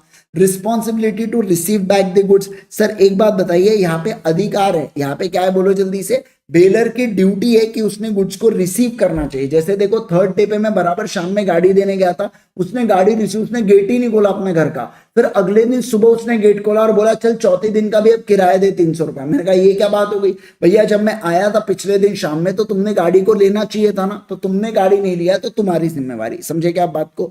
तुमने गाड़ी नहीं लिया तो तुम्हारी जिम्मेवारी। समझ गए क्या? अरे बोलो बोलो बोलो मेरे को जल्दी से, क्या आप इस बात को समझे क्या, है ना। Yes sir. चलिए सर आ जाओ, अब नेक्स्ट इस पे ध्यान देना, ड्यूटीज ऑफ बेली के बारे में बात करेंगे। किसके बारे में बात करेंगे बोलो? Duties of belly. बेली के क्या अधिकार है, मतलब जो व्यक्ति गुड्स को हायर पर ले रहा है ना, उसके क्या क्या अधिकार है उसके बारे में बात करेंगे। सबसे पहला पॉइंट देखो, उसने रीजनेबल केयर लेना चाहिए गुड्स का। बेटा प्रांजलि ने गाड़ी को अच्छे से इज्जत से चलाना चाहिए। प्रांजलि बोलती चलो विली मारती हूँ करके, अरे क्या विली मारती हूँ, खुद की गाड़ी होती तो विली मारते क्या, नहीं मारते। तो आप भी अपने जैसे आपकी ही वो गुड्स है वैसा उसका केयर करो। बोले नो पार्किंग में खड़ी कर देती हूँ, कहा पार्किंग के 20 रुपए देना, अरे यार गजब ही हो गया है। तो ये ऐसा नहीं कर सकते आप, ठीक है ना। ओके, फिर देखो क्या नेक्स्ट वाला point, not to make inconsistent use of the goods. भैया गुड्स जिस पर्पस के लिए है उसी पर्पस के लिए आप गुड्स का इस्तेमाल कर दो, भलते ही कोई पर्पस के लिए गुड्स का इस्तेमाल मत करना, है ना। मान लो जैसे ये कौशल है बेटा, ये कौशल ने क्या किया, जूम कार से कार को हायर किया, तो कार को ड्राइविंग के पर्पस के लिए इस्तेमाल करना, किसी और पर्पस के लिए, मतलब जैसे कि एक मिनट आप गलत जा रहे हो, मेरा ये कहना है कि अगर आप नागपुर में घूमने के लिए यूज किए हो तो आप नागपुर के ही घूमने के लिए यूज करो। नागपुर के बाहर बोले अमरावती चला मैं, चलो फिर से उड़ चला पुणे जाता हूं, मुंबई जाता हूं, तो आप उन सब पर्पस के लिए यूज कर सकते हो क्या, नहीं सर नहीं कर सकते हो। इस बात का ध्यान रखना, मतलब गुड्स का आपने इनकंसिस्टेंट यूज करना है क्या, नहीं सर नहीं करना है, ऐसा इसका अर्थ होता है, ठीक है ना। ओके सर, तीसरा पॉइंट देखो क्या कह रहा है, तीसरा पॉइंट कह रहा है यहाँ पे not to mix the goods. क्या बोला गया यहाँ पे, बोलो not to mix the goods, आपने गुड्स को मिक्स नहीं करना है। क्या कहना है, बोलो जल्दी से, आपने गुड्स को मिक्स नहीं करना है। जैसे एग्जांपल, मैंने आपको 10 डेयरी मिल्क दिया, आपके पास 10 5 स्टार थे, तो आपने इसको मिक्स नहीं करना है। मान लो आपने मिक्स कर भी दिया मेरे से पूछ के, तो देखना डेयरी मिल्क के ऊपर मेरा अधिकार है, 5 स्टार के ऊपर आपका अधिकार है, यानी कि मतलब क्या होता है, प्रपोर्शनेट, समझ रहे क्या, प्रपोर्शनेट इंटरेस्ट अपना अपना बरकरार रहता है क्या, बिल्कुल बिल्कुल यहाँ पे रहता है, ठीक है। अब सेकेंड पॉइंट देखो, लेकिन सर अगर आपने गुड्स को मिक्स कर दिया विदाउट कंसेंट, तो मुझे बताइए सेपरेट कौन करेगा, आपकी जिम्मेवारी है भैया गुड्स को अलग करने की, आप उसके लिए लायबल रहोगे, आप खर्चा करना, ठीक है। मान लो सर आपने गुड्स को मिक्स किया और वो सेपरेट नहीं हो सकते, जैसे मैंने चावल आपके घर पे पहुंचाया था, आपके पास दाल थी, आपने दाल चावल को मिक्स कर दिया, अब कैसे सेपरेट करोगे, तो पॉसिबल नहीं है, तो आपको पूरे चावल के पैसे मेरे को देना पड़ेगा, यानी कि कंपनसेट करना पड़ेगा मेरे को फुल्ली, समझ रहे क्या, पूरा 100% कंपनसेशन आपको देना पड़ेगा। फिर उसके बाद क्या बोला है, सर गुड्स को रिटर्न करने की जिम्मेवारी है बेली की, समय होने के बाद गुड्स को रिटर्न कर दो। 6 पॉइंट जबरदस्त कह रहा है, return accretion from the goods. मान लो जैसे फॉर एग्जांपल ये जो कुणाल है ना बेटा, ये जो कुणाल के पास है ना एक गाय है बेटा, कुणाल कहीं बाहर जा रहा है, कुणाल गाय को मेरे पास छोड़ के जाता है, अब उसी समय गाय को बछड़ा हो जाता है, एक है ना, गाय को एक बेबी हो जाता है, तो कुणाल आया तो मैं ये बोलूंगा देख तू गाय दे के गया था, गाय रख ले, बछड़ा मैं रख लेता हूं, अरे ऐसा नहीं चलता भैया। जो भी एक्रीशन होता है ना गुड्स के ऊपर, जो भी एडिशन होता है गुड्स के ऊपर, वो एडिशन भी मुझे रिटर्न करना पड़ेगा क्या, हाँ सर वो एडिशन भी रिटर्न करना पड़ेगा। और ध्यान रखना not to set up adverse title, मतलब कि जैसे मैंने अगर मान लो विनय से गाड़ी लिया तो मैं उस गाड़ी को किसी और को बेच सकता हूँ क्या, नहीं सर, अगर मैंने बेच दिया ना ये एडवर्स टाइटल क्रिएट करेगा। एडवर्स टाइटल का मतलब होता है खराब टाइटल क्रिएट करेगा, और अगर ये खराब टाइटल क्रिएट करेगा तो दिक्कत आ जाएंगी क्या, बिल्कुल बिल्कुल आ जाएंगी। ओके सर, अब देखो अगला, अब मैं बात करूंगा राइट्स ऑफ बेलर के बारे में। किसके बारे में बात करूंगा, बोलो राइट्स ऑफ बेलर के बारे में आपको बात करूंगा, ठीक है। सबसे पहला देखो क्या है, right to terminate bailment. Sir bailor के पास क्या क्या अधिकार है, बेलर टर्मिनेट कर सकता है बेलमेंट को अगर आप इनकंसिस्टेंट यूज कर रहे हो गुड्स का, मतलब आप जिस पर्पस के लिए गुड्स को लेके गए थे उसके अलावा भलतेज कोई पर्पस के लिए आपने गुड्स का इस्तेमाल किया, तो मैं क्या कर दूंगा, मैं टर्मिनेट कर दूंगा बेलमेंट को। क्या कर दूंगा, बोलो टर्मिनेट कर दूंगा बेलमेंट को, कैंसिल कर दूंगा बेलमेंट को, ऐसा इसका अर्थ होता है। दूसरा, right to demand back the goods, मतलब क्या, जो समझना, जो बेलर है ना वो अपने गुड्स को वापस मांगने का अधिकार रखता है, क्योंकि गुड्स के ऊपर की ओनरशिप किसकी है, मेरी है। तो जब गुड्स के ऊपर की ओनरशिप मेरी है तो क्या मैं उसको वापस मांग सकता हूं क्या, बिल्कुल मांग सकता हूं। अब देखो, right to file a suit against wrongdoer, अगर कोई व्यक्ति गलत करता है कुछ मेरे गुड्स के साथ तो मैं उसके खिलाफ केस भी कर सकता हूं, मैं बेली को भी केस कर सकता हूं और बेली से कंपनसेशन मांग सकता हूं अगर उसने कुछ भी गलत किया। मैं एग्जांपल दूंगा, मैं अभी हम लोग गोवा गए थे कुछ समय पहले, तो क्या हो गया था, मेरे से जो हमने गाड़ी ली थे, अब वहां पे ना एक जो गाड़ी है वो मेरे से डैमेज हो गई थी बेटा। अब क्या वो कोई स्पीड ब्रेकर आया तो उससे कुछ तो भी डैमेज हो गया उसमें, तो क्या वो डैमेजेस का रिकवरी मुझसे कर सकता है क्या? हाँ, उसने 500 रुपए मैकेनिक को लाया, 500 रुपए मैकेनिक ने बोला, तो 500 रुपए रिकवर कर सकता है वो मुझसे। आप समझ रहे क्या बात को? अरे बोलो ना जल्दी से। तो जो कंपनसेशन लग रहा है ना, वो आप रिकवर कर सकते हो किससे? बेली से रिकवर कर सकते हो, ऐसा इसका अर्थ होता है। ठीक है सर, मुझे बताइए राइट्स ऑफ बेली के बारे में बात करेंगे। सर बेली के क्या क्या अधिकार है? पहला, right to deliver goods to any of the joint owner. मुझे बताइए अगर एक गुड्स के दो ओनर है तो दोनों में से किसी भी पर्सन को अगर मैंने दे दिया तो काम बन जाता है क्या? बिल्कुल बन जाता है, कोई प्रॉब्लम नहीं। राइट टू इंडेमनिटी, अगर सर सुनो ना, अगर बेलर के किसी चीज छुपाने से मुझे कोई नुकसान होता है तो मैं क्या उस नुकसान की भरपाई मांग सकता हूं क्या? हाँ, बेलर ने मुझे नहीं बताया था कि गाड़ी के ब्रेक फेल है, ब्रेक फेल होने के कारण मैंने मान लो किसी को उड़ा दिया बेटा, तो ऐसे केस में सामने वाले को मुझे कंपनसेशन देना पड़ा 5,000 रुपए का, तो क्या मैं वो 5,000 बेलर से क्लेम कर पाऊंगा? यस बेबी यस, आप बिल्कुल बिल्कुल क्लेम कर पाएंगे। उसके बाद देखो right to claim compensation in case of faulty goods, वही मैंने अभी आपको समझाया। Right to claim necessary expenses, sir अगर सुन लो बात को ध्यान रखना, ग्रेटिट्यूअस बेलमेंट के केस में आप नेसेसरी एक्सपेंसेस भी क्लेम कर सकते हो। ठीक है, मान लो मेरे पास कोई गाड़ी है बेटा जो मैंने विनय से लिया, अब अचानक से ओम आ जाता है, ओम कहता है मेरा टाइटल है इस गाड़ी के ऊपर। क्या कहता है? बोलो मेरा टाइटल है इस गाड़ी के ऊपर। अब जरा मुझे आप एक बात बताइए, क्या वाकई में ओम का अब मैं तो कंफ्यूज हो गया ना, विनय को दूं या ओम को दूं? तो इस केस में क्या बोला जाता है कि मैं कोर्ट को अप्लाई कर सकता हूं, हे प्रभु आप डिसाइड करो कोर्ट कि मैं किसको गाड़ी दूं, ये आप डिसाइड करो। ठीक है ना? ओके, फिर पर्टिकुलर लीन होता है मेरे पास, और इसके अलावा राइट ऑफ जनरल लीन और पर्टिकुलर लीन दोनों यहां पे आता है क्या? बिल्कुल बिल्कुल दोनों चीजें यहां पे आती है। ठीक है, चलिए सर आ जाओ अगला देखो। अब बात करेंगे टर्मिनेशन ऑफ बेलमेंट के बारे में, चर्चा करेंगे। किसके बारे में बात करेंगे? बोलो टर्मिनेशन ऑफ बेलमेंट के बारे में हम लोग यहाँ पे बात करेंगे। ठीक है ना? आ जाओ आ जाओ आ जाओ। सर टर्मिनेशन ऑफ बेलमेंट क्या कहता है? टर्मिनेशन ऑफ बेलमेंट के बारे में सर ऐसा लग रहा है जैसे मैराथन लग ही नहीं रहा, मैराथन चल रहा है, नॉर्मल क्लास लग रहा है। इतना स्पीड में भी अगर आपको नॉर्मल लग रहा है तो आपकी लेवल, पढ़ाई का जो लेवल है बहुत अच्छा हो चुका है बेटा, है ना? इस बात का ध्यान रखना, ये अच्छी बात है, ये बहुत अच्छी बात है। कुछ लोग हो सकते हैं हक्के बक्के हो गए, क्या चल रहा है भाई साहब, कुछ समझ नहीं आ रहा, कितना फास्ट जा रहा है। तो आप रिवीजन देखना स्पेशल 26 के, ये मैराथन सेशन है, एग्जाम के समझ लो 5 दिन पहले, तो क्विक एकदम 1.5-2 घंटे में 3-4 यूनिट्स खत्म, ऐसा वाला मैराथन अपना। तो अपना वो लेवल अचीव हो रहा है, आप समझ रहे हैं क्या, है ना? यस, आइए पहला, सबसे पहला अगर मैं बात करूं टर्मिनेशन ऑफ बेलमेंट के बारे में, पहला पॉइंट अगर आपको समझ लो, अगर आपको ये स्पीड नॉर्मल लग रही है ना भाई साहब, आप मजा आ गया मतलब। अब देखो कभी कभार ऐसा भी होता है कि बच्चा कुछ भी नहीं पढ़ा हो तो उसकी इतनी फटी होती है कि वो 2x पे देख के भी उसको सब नॉर्मल लगता है, वो नॉर्मल नहीं है फिर, है ना? वो मेरा, अब उसके लिए आप मेरे लिए थोड़ा सा तालियां बजा देना कि मैं उसको अच्छे से समझा रहा हूँ इसलिए समझ रहा है आपको, ठीक है ना? हद ही हो जाएंगे मतलब इसमें। चलो आ जाइए, पहला देखो क्या बोल रहा हूं मैं। सबसे पहला मैं बात करूंगा टर्मिनेशन ऑफ बेलमेंट के बारे में। कब कब सर बेलमेंट को टर्मिनेट कर सकते हैं?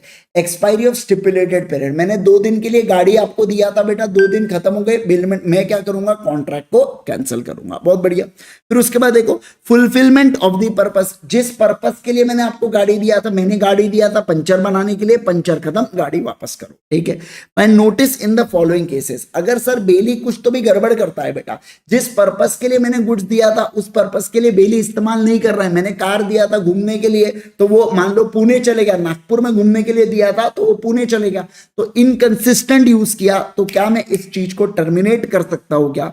बिल्कुल बिल्कुल कर सकता हूं, इस बात का ध्यान रखना, 100% कर सकता हूं। ठीक है ना? 100% कर सकता हूं। ठीक है, ओके। और ग्रेटिट्यूअस बेलमेंट में तो मैं कभी भी कर सकता हूं, सवाल ही नहीं बनता। फिर देखो क्या, bye death of either baler और बेली तो भी टर्मिनेट हो जाता है। यह सब्जेक्ट मैटर बेटा अगर डिस्ट्रक्ट हो गया, डिस्ट्रक्शन ऑफ सब्जेक्ट मैटर हो गया, तो अगेन मैं क्या कर पाता हूं? बेलमेंट कर पाता हूं क्या? बिल्कुल बिल्कुल यहां पे कर पाता हूं। समझे क्या? सारे लोग फटाफट बताइए यस सर, एकदम बढ़िया से समझ गए। ओके, अब बात करेंगे राइट ऑफ लीन के बारे में। ये सोगा के अंदर आप लोगों ने पढ़ा है। राइट ऑफ लीन का मतलब क्या होता है? जैसे देखो मेरे को आपसे लोन लेना था बेटा, तो मैंने आपसे 10,000 का लोन लिया और आपको ये मिट्टी का ग्लास थमा दिया, बहुत पुश्तैनी मिट्टी का ग्लास है, तो ऐसे केस के अंदर मुझे बताइए, अगर जब तक मैं आपको लोन रीपे नहीं करता, आप क्या मेरे इस मिट्टी के ग्लास के ऊपर, मिट्टी के ग्लास के ऊपर, मिट्टी के ग्लास के ऊपर, मिट्टी के ग्लास के ऊपर कब्जा जमाए रख सकते हो क्या? हाँ सर बिल्कुल रख सकते हो। इसे बोला जाता है राइट ऑफ लीन। मतलब क्या? देखो, lien is a right of a person कि वो क्या कर सकता है, रिटेन करके रख सकता है बेटा गुड्स को, जो किसके बिलोंग करते हैं, दूसरे पर्सन के, जब तक उसका क्लेम सेटिस्फाई नहीं हो जाता। तो जब तक आपका क्लेम, जब तक आपका लोन आपको वापस नहीं मिल जाता, तब तक इस मिट्टी के ग्लास को आप अपने पास रख सकते हैं क्या? बिल्कुल बिल्कुल रख सकते हैं। ठीक है, देखो दो प्रकार के लीन होते हैं, एक होता है पर्टिकुलर लीन, एक होता है जनरल लीन। इसको मार्क करके रखना। देखो क्या, मान लो सर आप एसबीआई के पास गए, आपने उनको गोल्ड दिया 1 लाख रुपए का, उसके बदले में उन्होंने 80,000 का लोन दिया, तो ऐसे केस में इसे पर्टिकुलर लीन बोला जाता है। बराबर है ना? मतलब यहाँ पे रिटेन कर सकते हैं उस गुड्स को जब वो क्लेम ड्यू है। मतलब अगर एसबीआई को मैंने उनके 80,000 रुपए लौटा दिए, तो क्या उनको वो जो गुड्स है वो देना पड़ेगा क्या? हाँ सर देना पड़ेगा। ऐसा लीन एक्सरसाइज किया जाता है जब किसी भी प्रकार का लेबर स्किल अपन ने उस गुड्स के ऊपर किया हो ना, तो राइट ऑफ पर्टिकुलर लीन लगाया जाता है। सर जनरल लीन क्या होता है? जनरल लीन के अंदर है ना बेटा, it is a right to retain the goods not only for demands arising of the goods retain but general balance. जैसे देखो क्या, मान लो मैंने एसबीआई से 20,000 रुपए का लोन लिया, फिर मैंने और 50,000 का लोन लिया, फिर मैंने और 30,000 का लोन लिया, फिर मैंने एसबीआई को कहा एक काम करो, प्रॉपर्टी रखो, इतने सारे जो मैंने लोन लिया हो ना इस प्रॉपर्टी के अगेंस्ट है वो, ठीक है ना? फिर मैं पुराना 20,000 का लोन चुका देता हूं, तो क्या मैं गोल्ड वापस मांग सकता? क्या नहीं सर। क्यों? क्योंकि वो जो गोल्ड है ना वो बहुत सारे लोन्स के अगेंस्ट है, जनरल आपने वो दे के रखा है। मतलब आप अगर कोई नया भी लोन लोगे ना तो वो उसके अगेंस्ट में वो गोल्ड एडजस्ट होते रहेगा। आप समझ रहे हैं? तो ये जनरल लीन आता है। पर्टिकुलर लीन एक पर्टिकुलर डेट के अगेंस्ट होता है, जनरल लीन किसी पर्टिकुलर चीज के अगेंस्ट नहीं होता है। जनरल बैलेंस ऑफ अकाउंट के ऊपर ये लीन एक्सरसाइज किया जाता है। ठीक है सर, अब बात करेंगे फाइंडर ऑफ लॉस्ट गुड्स के बारे में बेटा, है ना? Finder of lost goods section number 68, जबरदस्त अपने पास टॉपिक मिला है बेटा। अभी कुछ दिन पहले तेजस सर का फोन घूम गया था बेटा, उनके पास कोई तो भी फोन था, है ना? गूगल वगैरह का वो एक फोन नहीं आता है क्या, कोई तो भी था उनके पास, अच्छा ही फोन था वो, इंडिया में आया ही नहीं था, उन्होंने बाहर से कहीं बुलाए थे, ठीक है ना? वो फोन घूम गया उनका। और कमाल की बात देखो, पुलिस वाले उनको सामने से फोन कर रहे कि आपका गुमा हुआ फोन मिल गया। मतलब ये तो यार, ये तो अद्भुत अपने आप में चमत्कार है बेटा, ये तो पॉसिबल ही नहीं है। ये मतलब ये जो कहानी है बेटा, ये बिल्कुल विश्वास करने लायक नहीं थी जो उन्होंने बताया। मैं बताऊं, तेजस सर ने अपने मैट्राइसिस के नीचे फोन को छुपाया था, ऐसा है ना, क्योंकि उनको नया फोन लेना था। अब कैसे बताए बेटा घर पे, मम्मी कितने भी बड़े हो जाओ, मम्मी तो मम्मी है ना, क्या जरूरत है फोन लेने की? फोन का काम क्या है? फोन आना, फोन जाना, व्हाट्सएप देखना, मैसेज देखना, खत्म हो गई बात, है ना? तो अब कौन बताए मम्मी को? तो ऐसे केस के अंदर उन्होंने बोला ठीक है जान दो, मैं फोन को ऐसा चोरी से गलती से क्या कर देता हूँ, छुपा देता हूँ करके, किसी को पता नहीं चलेगा। फिर हमको टपाल दे रहे कि अरे मेरे को पुलिस का फोन आ गया, फोन मिल गया और क्या क्या। मैंने कहा अरे यार तुम भी यार सही में ना बहुत ही हो गया। चलो अब सुनो, अब क्या हुआ, अब मान लेते हैं उनकी कहानी सही है बेटा, ठीक है ना? वो फोन मुझे मिल जाता है, क्या मिल जाता है? मान लो वो जो फोन है ना, वो फोन मान लो ये मुझे मिल गया, ठीक है? तो यहाँ पे क्या है, मेरे ऊपर जिम्मेवारी दे के रखी है कि मैं क्या करूं, ट्रू ओनर को ढूंढूं। क्या करूं बोलो ना, ये मेरी ड्यूटी है कि मैं ट्रू ओनर को फाइंड करूं और उसको सरेंडर करूं, जो इसके गुड्स है ना ये उसको दे दूं। अब ध्यान रखना, तेजस सर को ढूंढने के लिए अब इतने गर्मी में मैं जाऊंगा क्या बेटा? मैंने क्या किया, कैब किया, मस्त एसी लगा के ढूंढूंगा बोला, ठीक है ना? मैंने क्या किया, कैब किया। तो कैब का बिल कितना आया? कैब का बिल मान लो 4,000 रुपए आ गया बेटा। तो ध्यान रखना, ये 4,000 रुपए जब तक तेजस सर मेरे को नहीं दे देते बेटा, तब तक मैं इस गुड्स को अपने पास रख सकता हूं। मैं भली केस नहीं कर पाऊंगा उनके ऊपर 4,000 रुपए के लिए, बस इस गुड्स को अपने पास रखूंगा। लेकिन तेजस सर के फोन में ना बिटकॉइन का पासवर्ड था बेटा, उनके पास 1 लाख बिटकॉइन है, उसका पासवर्ड था तेजस सर के फोन में। तो तेजस सर ने बोला जो भी फोन को ढूंढेगा उसको 1 लाख का रिवॉर्ड। तो ध्यान रखना, ये 1 लाख के रिवॉर्ड के लिए, यानी कि स्पेसिफिक रिवॉर्ड के लिए तेजस सर के ऊपर केस भी कर पाऊंगा और रिटेन भी कर पाऊंगा। समझे क्या आप बात को? केस भी कर पाऊंगा, रिटेन भी कर पाऊंगा, इस बात का ध्यान रखेंगे। ओके सर, अब बताओ सर, सेक्शन नंबर 169 कहता है व्हेन फाइंडर ऑफ गुड्स, कब, मतलब मुझे बताइए, अगर मैं फाइंडर ऑफ गुड्स है तो मैं कब इसको बेच सकता हूं? मतलब कब मैं गुड्स को बेच पाऊंगा। तो पहला क्या, देखो पहला है कि अगर पेरिशिंग नेचर के होते हैं, मान लो तेजस सर के फोन की जगह तेजस सर एग्जाम्पल टमाटर खरीदने गए होते और टमाटर की थैली वही भूल गए और मेरे को टमाटर की थैली मिली, मैं बहुत ढूंढा तेजस सर को, नहीं मिले यार, अब वो टमाटर खराब हो रहे हैं, तो क्या मैं वो टमाटर को बेच सकता हूँ क्या? बिल्कुल बेच दो सर, वो पेरिशिंग नेचर के, समझ रहे? या दूसरा, जो लॉफुल चार्जेस है ना तेजस सर को ढूंढने के, मान लो तेजस सर का फोन है 30,000 रुपए का और कैब का बिल कितना पहुंच गया, 10,000 रुपए पहुंच गया, तो मैं बेचूंगा नहीं सर। लेकिन 20,000 रुपए अगर कैब का बिल पहुंच गया ना बेटा, मतलब 2/3 ऑफ वैल्यू तक अगर पहुंच गया ना, तो अब मैं फोन को बेच सकता हूं। नहीं तो आप सोच के देखो, मैं तेजस सर को ढूंढते रहूंगा, कैब का बिल बढ़ता जाएगा बढ़ता जाएगा बढ़ता जाएगा, तो ये गलत बात हो जाएंगी ना। पता चला फोन उनको दे रहा और उनसे 40,000 रुपए ले रहा, बोले लाओ 40,000, अरे भाई साहब कितना महंगा फोन पड़ेगा। तो इसलिए बोले 2/3 ऑफ वैल्यू जितना आप खर्चा करना है तो कर लेना, नहीं तो आप बेच मारना सीधा फोन को। क्या करना बोलो जल्दी से, बेच मारना फोन को, ऐसा यहाँ पे बोला जा रहा है। चलो बेटा, अब बात करेंगे सेक्शन नंबर 172 के बारे में, हम लोग यहाँ पे बात करेंगे। देखो क्या 172 बात करता है प्लेज के बारे में। किसके बारे में बात करता है बोलो, प्लेज के बारे में। जैसे देखो, मान लो मेरे पास ये एक रिंग है बेटा, ठीक है ना, मान लो जो ये रिंग है करके, ठीक है, आओ अब ये रिंग है, मुझे क्या चाहिए, मुझे लोन चाहिए, तो मैं जाता हूँ एसबीआई के पास, मैं उनको ये रिंग देता हूँ, वो कहता है इस रिंग के हम आपको 50,000 दे सकते हैं करके, तो उन्होंने मुझे रिंग के बदले 50,000 दिया, तो ये जो रिंग मैंने उनको दिया ना, इसे प्लेज बोला जाता है। क्या बोला जाता है बोलो जल्दी से, इसे प्लेज बोला जाता है, ठीक है, यस। तो जिस व्यक्ति जिसकी रिंग है वो हुआ पॉनर, और जिसको मैंने दिया यानी एसबीआई हुआ पॉनी। क्या हुआ बोलो जल्दी से, एसबीआई हुआ पॉनी, बराबर है क्या, यस सर। अब देखो क्या, all essentials of contract of pledge में क्या होना चाहिए, बेलमेंट के पूरे असेंशियल आने चाहिए। फिर देखो ये जो बेलमेंट में जो रिंग दे रहा हूं, ये सिक्योरिटी के लिए दे रहा हूं, मतलब क्या एसबीआई को डर है कि मैं क्या उसका लोन ना चुका पाऊं, इसलिए सिक्योरिटी के लिए दिया। सब्जेक्ट मैटर गुड्स होते हैं, रिंग एक गुड्स है बेटा, है ना, ये एग्जिस्टेंस में होना चाहिए, फ्यूचर गुड्स नहीं होना चाहिए, एग्जिस्टेंस वाले गुड्स होना चाहिए, और डिलीवरी एक पर्सन से दूसरे पर्सन को जानी चाहिए। क्या, बिल्कुल बिल्कुल सर। पॉनर की क्या ड्यूटीज है, मेरी क्या क्या जिम्मेवारी है, तो मैंने जो लोन लिया वो मैं पे करूं, मैं अगर पॉनी को मतलब सामने वाले को कुछ नुकसान होता है तो उसको इंडेमनिफाई कराऊं, जितने भी फॉल्ट्स है वो उसको बताओ, एक्स्ट्रा ऑर्डिनरी एक्सपेंसेस अगर कुछ लग रहा है तो वो उसको बताओ और मतलब उसको कंपनसेट करूं, और अगर कोई डेफिसिट होता है, मान लो कल चल के लोन रीपे नहीं कर पाया और रिंग को बेच के 30,000 ही मिले बेटा, 50,000 का लोन था तो 20,000 का डेफिसिट मेरे को देना पड़ेगा क्या, हाँ सर देना पड़ेगा, ऐसा यहाँ पे बोला जा रहा है। ड्यूटीज ऑफ जो पॉनी है वो सेम एज बेली होता है, यानी एसबीआई के ड्यूटी सेम बेली जैसे होते हैं। अब देखो क्या, pledge by non owner when acted in good faith. Sir देखो यहाँ पे तो रिंग का ओनर मैं हूं, तो मैं प्लेज किया हूं तो वैलिड कॉन्ट्रैक्ट है, लेकिन अगर कोई नॉन ओनर होता, मतलब जो इस रिंग का ओनर नहीं होता, वो भी क्या इसको प्लेज कर सकता है क्या? तो देखो क्या, अगर मर्केंटाइल एजेंट है बेटा जिसके पास गुड्स का पोजेशन है, तो ऐसे केस में वो क्या कर सकता है, प्लेज कर सकता है। दूसरा, वॉइडेबल कॉन्ट्रैक्ट के अंदर अगर किसके पास गुड्स है वो प्लेज कर सकता है। सर पॉनर का अगर लिमिटेड इंटरेस्ट है तो प्लेज हो सकता है। सर को ओनर प्लेज कर सकता है, और सेलर या बायर जिसके पास गुड्स का पोजीशन है वो भी प्लेज कर सकता है क्या? हाँ, याद करना अनपेड सेलर के केस में प्लेज बाय बायर, याद है कि आपको प्लेज बाय बायर वाला पॉइंट पढ़ा था कल जो आपको कंफ्यूज कर रहा था, फिर मैंने आपको पूरा समझाया था कि कैसे प्लेज बाय बायर हो सकता है करके, कल के इसमें हुआ था अपना वो, है ना, लास्ट में। चलो सर आओ, देखो राइट्स ऑफ प्लेजी या पॉनी के बारे में बात करूंगा। सर एसबीआई के क्या क्या राइट है? एसबीआई के पास राइट है कि वो गुड्स को रिटेन करके रख सकता है। रिटेन का मतलब क्या होता है, वो रिंग को अपने पास रख सकता है जब तक मैं क्या नहीं दे देता, लोन, और उसके ऊपर का इंटरेस्ट नहीं दे देता, तब तक बेटा वो गुड्स को अपने पास रख सकते हैं, ठीक है ना, ओके।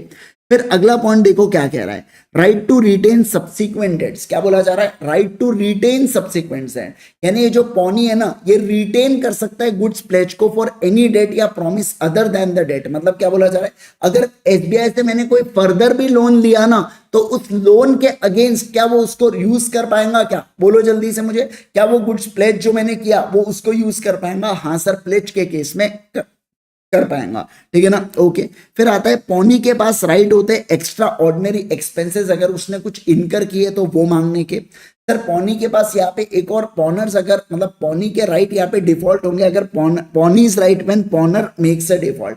अगर मैं कुछ डिफॉल्ट करता हूं तो उसके पास अधिकार है कि वो मेरे ऊपर क्या कर सकता है, केस फाइल कर सकता है। क्या कर सकता है? केस फाइल कर सकता है, गुड्स को रिटेन करके रख सकता है, और चाहे तो गुड्स को सेल भी कर सकता है अगर उसको लोन के पैसे रिकवर नहीं हुए तो। सर मेरे पास क्या क्या अधिकार है?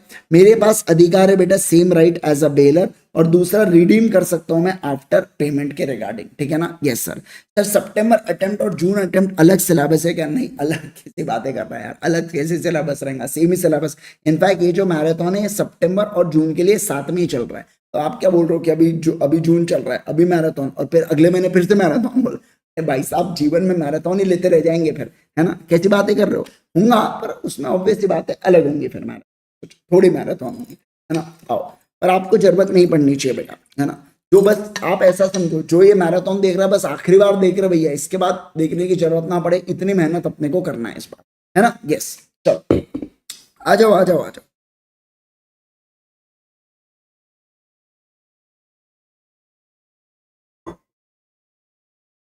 हम्म, चलो सर यहाँ पे अपना एक और यूनिट हो गया है समाप्त, है ना? चलो अब अपना एक यूनिट बच जाता है, और वो है कौन सा? वो है एजेंसी का यूनिट अपना यहाँ पे बच रहा है, ठीक है? आ जाइए। चलो सर, क्या आप एजेंसी के यूनिट के लिए तैयार? बोल दो जल्दी जल्दी, क्या आप एजेंसी के यूनिट के लिए तैयार है क्या? थोड़ा सा ज्यादा समय लग सकता है, 45 मिनट्स के आसपास अपने को एजेंसी को कंप्लीट करने के लिए लग सकता है, पर ठीक है, वर्थ रहेगा, मजा आ जाएगा, है ना? तो आपको चाहिए तो मैं 2 मिनट का ब्रेक आपको दे सकता हूँ, ठीक है? 2 मिनट का ब्रेक आपको चाहिए तो मैं आपको दे सकता, ठीक है?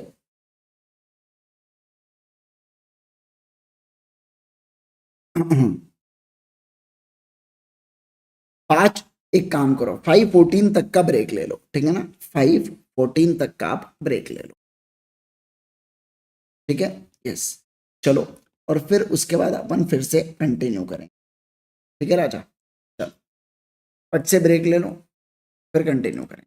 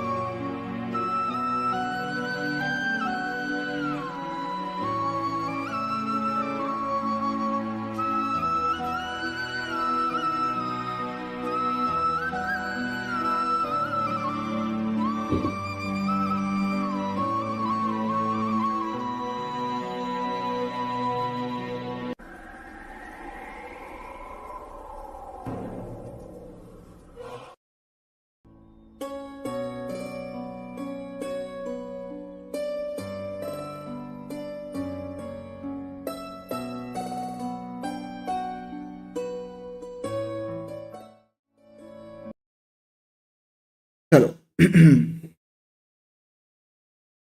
भाई साहब, चलो चलो चलो, आज गले की थोड़ी सी बैंड बजेंगी। आओ चलो। अरे कल तो इतना ज्यादा दुख रहा था यार, कल तो क्लास में ऐसा अजीब ही हो रहा था कुछ तो। बट ठीक है यार, मजा आता है मेरे को ऐसा ना, क्लास के पहले ऐसा थोड़ा सा लगता रहता है कैसे होऊंगा कैसे होऊंगा। फिर जब क्लास का फ्लो बनता है ना, अरे भाई साहब सब भूल जाते हैं, फिर तो मजा ही आ जाता है। फिर ऐसा ऐसा, अरे क्या क्या चल क्या रहा है रिविजन, ऐसा होता है फिर, है ना। ऐसा फील होता है ना, अपन एक एक चीजें ऑब्जेक्टिव ऐसा अचीव करते रहते, तो ये हुआ ये हुआ ये हुआ ये हुआ, तो ऐसा मोटिवेशन टाइप होता है। आपके लिए तो होता ही है, आपके लिए होना तो स्वाभाविक है, लेकिन मेरे लिए भी होता है वो, मैं ऐसा बता रहा हूँ। ठीक है आओ, चलो चलो चलो सर, आ जाओ आ जाओ आ जाओ, ध्यान दो मित्रों। अगर मैं बात करूं आपके साथ यूनिट नंबर 9 एजेंसी के ऊपर मैं यहाँ पे चलने जा रहा हूँ।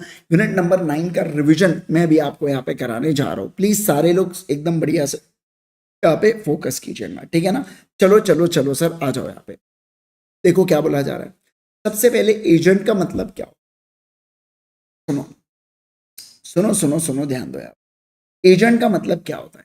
तो एजेंट की अगर मैं बात करूं आपके साथ, तो एजेंट का मतलब होता है ऐसा कोई भी पर्सन, क्या होता है बोलो, ऐसा कोई भी पर्सन जिसको एम्प्लॉय किया गया है कोई ना कोई एक्ट करने के लिए। क्या कहा मैंने, बोलो ऐसा कोई भी व्यक्ति जिसको अपन ने एम्प्लॉय किया है कि भैया तू आ जा कोई ना कोई एक्ट करने के लिए या रिप्रेजेंट करने के लिए थर्ड पर्सन के पास, उसे एजेंट बोला जाता है। क्या, हाँ सर, उसे एजेंट बोला जाता है, ठीक है ना। तो जो पर्सन उसको अपॉइंट कर रहा है उसे प्रिंसिपल कहते हैं, जिस पर्सन को अपॉइंट किया जा रहा है उसे एजेंट कहते हैं, ठीक है।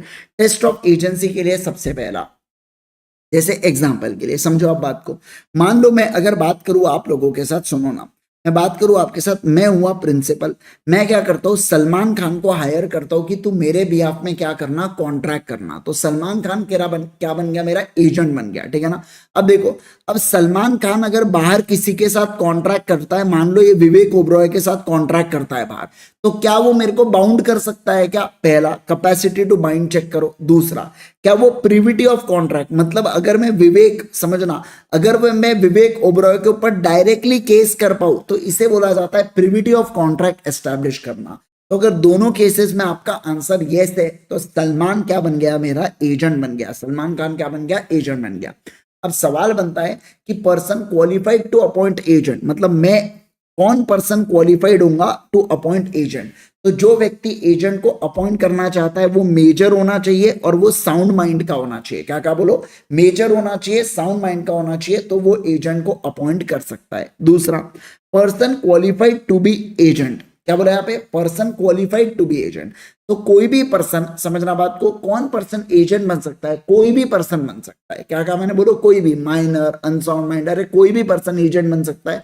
क्योंकि एजेंट कुछ भी कांड करे तो बेटा मुझे बताइए जिम्मेवार कौन होने वाला है, जिम्मेवार प्रिंसिपल होने वाला है, ठीक है ना। ओके, नो कंसिडरेशन नेसेसरी, मतलब सलमान खान को एजेंट बनाने के लिए जरूरी नहीं है मैं उससे पैसे मांगू या मैं उसको पैसे दूं, ऐसा कोई जरूरी नहीं है। कोई कंसिडरेशन, आप समझ रहे हैं क्या, कोई कंसिडरेशन जरूरी है क्या, ना जीना नहीं है।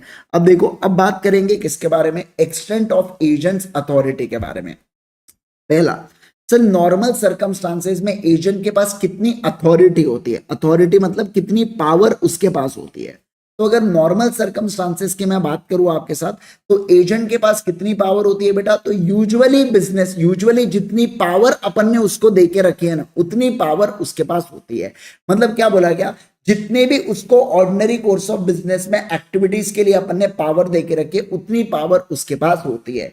लेकिन ये एक इंपॉर्टेंट पॉइंट है, लेकिन अगर कोई इमरजेंसी की सिचुएशन आ गई, समझना, तो अपने प्रिंसिपल्स को नुकसान से बचाने के लिए, अपने प्रिंसिपल को नुकसान से बचाने के लिए वो अपने पावर के आगे भी जा सकता है। क्या, हाँ, वो अपने पावर के आगे भी जा सकता है, इस बात का ध्यान रखना। फिर से, अपने प्रिंसिपल को नुकसान से बचाने के लिए जो एजेंट है ना, वो अपने पावर के बाहर भी जा सकता है, इस बात का ध्यान रखना। ऐसे इमरजेंसी सिचुएशन में बस एजेंट के पास अपॉर्चुनिटी नहीं होनी चाहिए प्रिंसिपल से बात करने की, मतलब सलमान खान के पास मेरे से बात करने का ऑप्शन ही नहीं था बेटा।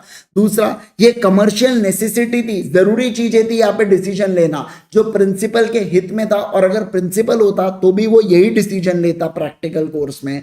तो ऐसे केस में उसका जो, आप समझ रहेगा बात को, जो एजेंट ने किया वो सही किया क्या, हाँ। ये सेम चीजें पार्टनरशिप में भी आती है, आपको बताऊंगा।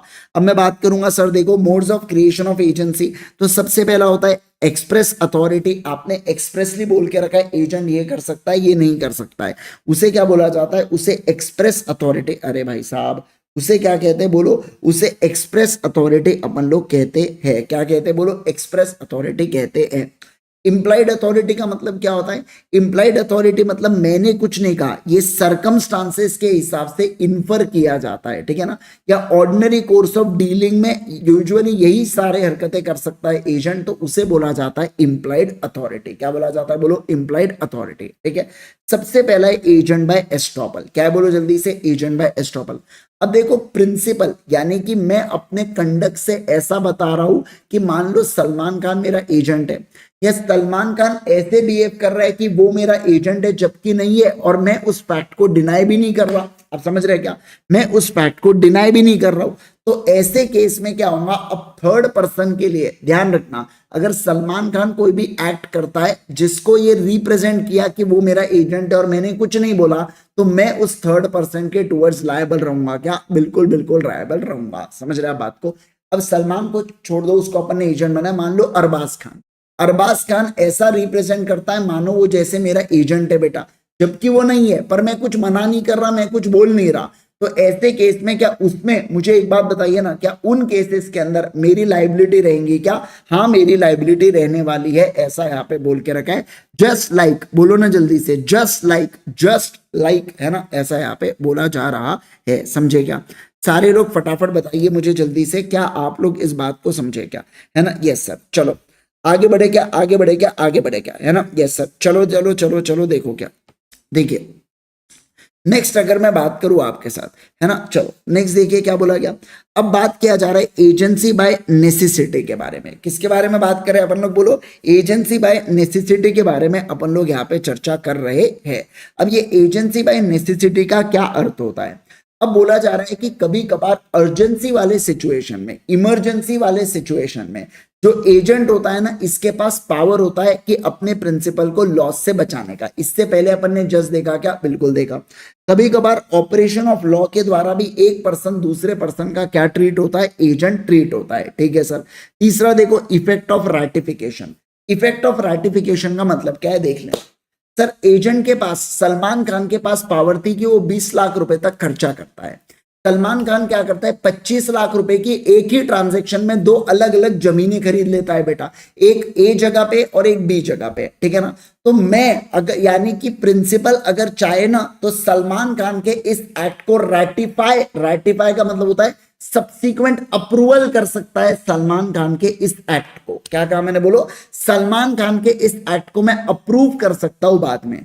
बस ध्यान रखना कि ये एक्सप्रेसली या इंप्लाइड तरीके से मैं कर सकता हूं, है ना। जैसे मान लो सलमान खान ने किसी को लोन दिया, मैंने कहा था लोन वोन मत देना, लेकिन जब लोन का ब्याज आया तो मैं बराबर उसको रख रहा हूं बेटा, तो इसे इंप्लाइड बोला जाता है, ठीक है ना। ओके, मेरे पास फुल नॉलेज ऑफ फैक्ट्स होना चाहिए, होल ट्रांजैक्शन को रेटिफाई करना। जैसे देखो, ए जगह लैंड ली, बी जगह लैंड ली, ए के लैंड के दाम बढ़ गए, बी के लैंड के दाम घट गए, तो मैं ये नहीं बोल सकता ए लैंड रख लेता, बी को बेचता, या बी को मैं नहीं ले रहा, ऐसा नहीं। वो एक ही ट्रांजैक्शन का पार्ट था, तो होल ट्रांजैक्शन को मेरे को एक्सेप्ट करना पड़ता है, बराबर है ना। Yes sir.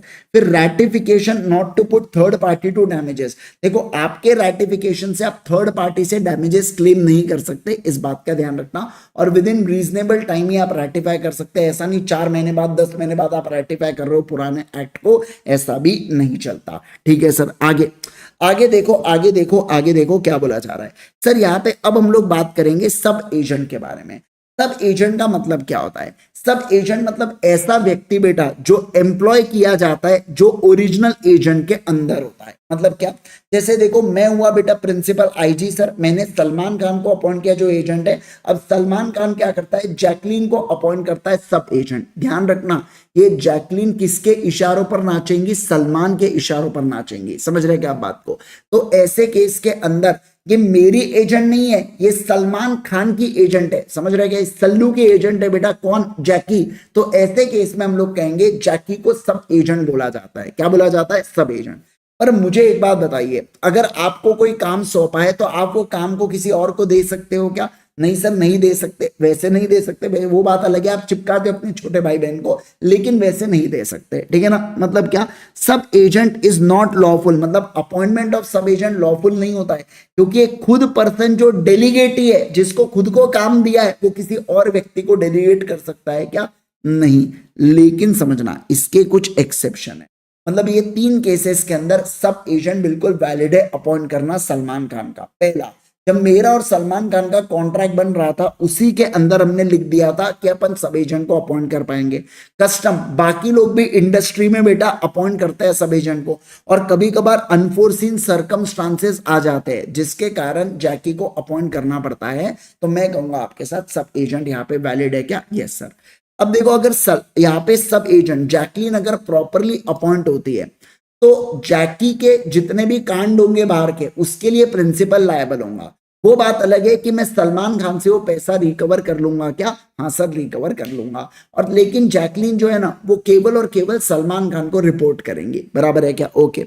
सर देखो, अगर सब एजेंट विदाउट अथॉरिटी अपॉइंट होता है, तो एजेंट केवल प्रिंसिपल, एजेंट लायबल होगा प्रिंसिपल के टुवर्ड्स एंड थर्ड पार्टी के टुवर्ड्स, ठीक है। Principal responsible for acts of sub, नहीं, principal is not responsible for acts of sub agent, principal भैया रिस्पॉन्सिबल नहीं रहेगा, और जो सब एजेंट है वो केवल और केवल एजेंट के टुवर्ड्स आंसरेबल रहता है। समझ गए क्या, अरे बोलो जल्दी से मुझे, क्या आप इस बात को समझ गए क्या, है ना, यस सर। उसके बाद देखो, अब बात करेंगे रूल्स ऑफ सब एजेंट के बारे में। किसके बारे में बात करेंगे, बोलो, रूल्स ऑफ सब एजेंट के बारे में हम लोग यहाँ पे चर्चा करेंगे, ठीक है। आ जाइए, अब देखो क्या, work under the control and direction of agent के बारे में। सबसे पहला, जैकलीन किसके इशारों पर नाचेंगी, जैकलीन सलमान के इशारों पर नाचेंगी। सलमान ने बोला फार्म हाउस पे आ, तो फार्म हाउस पे आ, समझ रहे, मतलब बिजनेस डील है ना। तो ऐसे केस के अंदर कंट्रोल एंड डायरेक्शन किसका होगा, एजेंट का होगा। मुझे बताइए, agent delegates the part of own duties, जो एजेंट को मैंने 100 काम बोल के रखा हूं ना, वो 100 में से 50 काम वो आगे देने वाला है, किसको, वो 100 में से 50 काम वो जैकलीन को देने वाला है। वो नया काम वो जैकलीन को देगा क्या, नहीं सर, वो नया काम जैकलीन को नहीं देगा, इस बात का ध्यान रखना। वो 100 काम में से ही 100 काम वहां पे वो जैकलीन को देने वाला है, ठीक है, ओके। उसके बाद देखो, क्या प्रिविटी ऑफ कॉन्ट्रैक्ट होता है क्या, मतलब जैकलीन ने अगर कोई कॉन्ट्रैक्ट किया, तो उस कॉन्ट्रैक्ट में मेरा अधिकार आएगा क्या, नहीं सर। एजेंट रिस्पॉन्सिबल होता है प्रिंसिपल के टुवर्ड्स अगर कोई भी एक्ट ऑफ सब एजेंट है तो, और सब एजेंट का कोई भी एक्शन नहीं होता, वो जैकलीन मेरे ऊपर केस नहीं कर सकती, मेरे को पैसे नहीं देता, सलमान तुम दे दो, ऐसे कैसे दे दो, मैं नहीं दे सकता, समझ रहे आप बात को, क्योंकि सब एजेंट जो होता है ये वैलिड नहीं होता है। लेकिन अब मैं बात करूंगा सब्स्टिट्यूटेड एजेंट के बारे में। मैं सलमान से क्या कहता हूं, यार सलमान सुनना, मेरे को है ना, अभी देख, ए धंधा तो तू चला रहा है, मेरे को है ना बी धंधा चालू करना है, उसके लिए तू यार कोई पर्सन को ढूंढ देना। तो सलमान खान कहता है, हाँ मेरे नजर में है ना एक बहुत अच्छा बंदा है, विवेक ओबरॉय, मैं उसको लेके आता हूं, उसको आपका एजेंट बनाता हूं। तो अब समझना, सलमान ने मेरे कहने पर विवेक ओबरॉय को एजेंट बनाया, और ये जो विवेक ओबरॉय एजेंट बनेगा, ये मेरा ही एजेंट बनेगा, तो इसे बोला जाता है सब्स्टिट्यूटेड एजेंट। क्या बोला जाता है, बोलो जल्दी से, सब्स्टिट्यूटेड एजेंट अपन लोग इसको कहते हैं। क्या कहते हैं, बोलो, सब्स्टिट्यूटेड एजेंट अपन लोग कहते हैं। समझ रहे क्या आप बात को।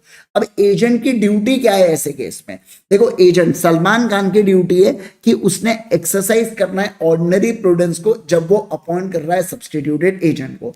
सर सब्स्टिट्यूटेड एजेंट किसके इशारों पर काम करता है, प्रिंसिपल के इशारों पर। एजेंट क्या अपना काम डेलीगेट कर सकते, सलमान खान अपना काम विवेक ओबरॉय को नहीं दे सकता, इस बात का ध्यान रखना, उल्टा ये तो काम छीन लिया बेटा उसको, खैर जान दो। उसके बाद देखो, प्रिविटी ऑफ कॉन्ट्रैक्ट एग्जिस्ट करता है कि हाँ, मतलब विवेक ओबरॉय कुछ भी बाहर कॉन्ट्रैक्ट करे तो उसके लिए प्रिंसिपल लायबल होगा, है ना। देखो, responsible to principal. Agent responsible होता है क्या, मतलब सलमान खान रिस्पॉन्सिबल होगा क्या विवेक के कांड के लिए, नहीं सर नहीं होगा। और मुझे एक बात बताओ सर, मुझे एक बात बताओ, क्या सब्स्टिट्यूटेड एजेंट स्यू कर सकता है क्या प्रिंसिपल को रेम्यूनरेशन के लिए, हाँ ये स्यू बिल्कुल बिल्कुल कर सकता है, समझना, क्योंकि ये मेरे अंडर ही अपॉइंटेड है बेटा। हाँ सलमान के अंडर होती यानी कि सब एजेंट होता तो बात अलग होती, फिर वो मेरे ऊपर केस नहीं कर पाता, ऐसा इसका अर्थ होता है, समझे क्या। सारे लोग क्विकली बोलेंगे यस सर, एकदम बढ़िया से समझ गए। अब देखो अगला, duties and obligation of agent के बारे में बात करेंगे। सर एक एजेंट की क्या ड्यूटीज है, क्या क्या ऑब्लिगेशन है, तो देखो सबसे पहला है कि जो जो प्रिंसिपल ने इंस्ट्रक्शन बोला है वो इंस्ट्रक्शन को फॉलो करना, है ना, वो इंस्ट्रक्शन को फॉलो करना।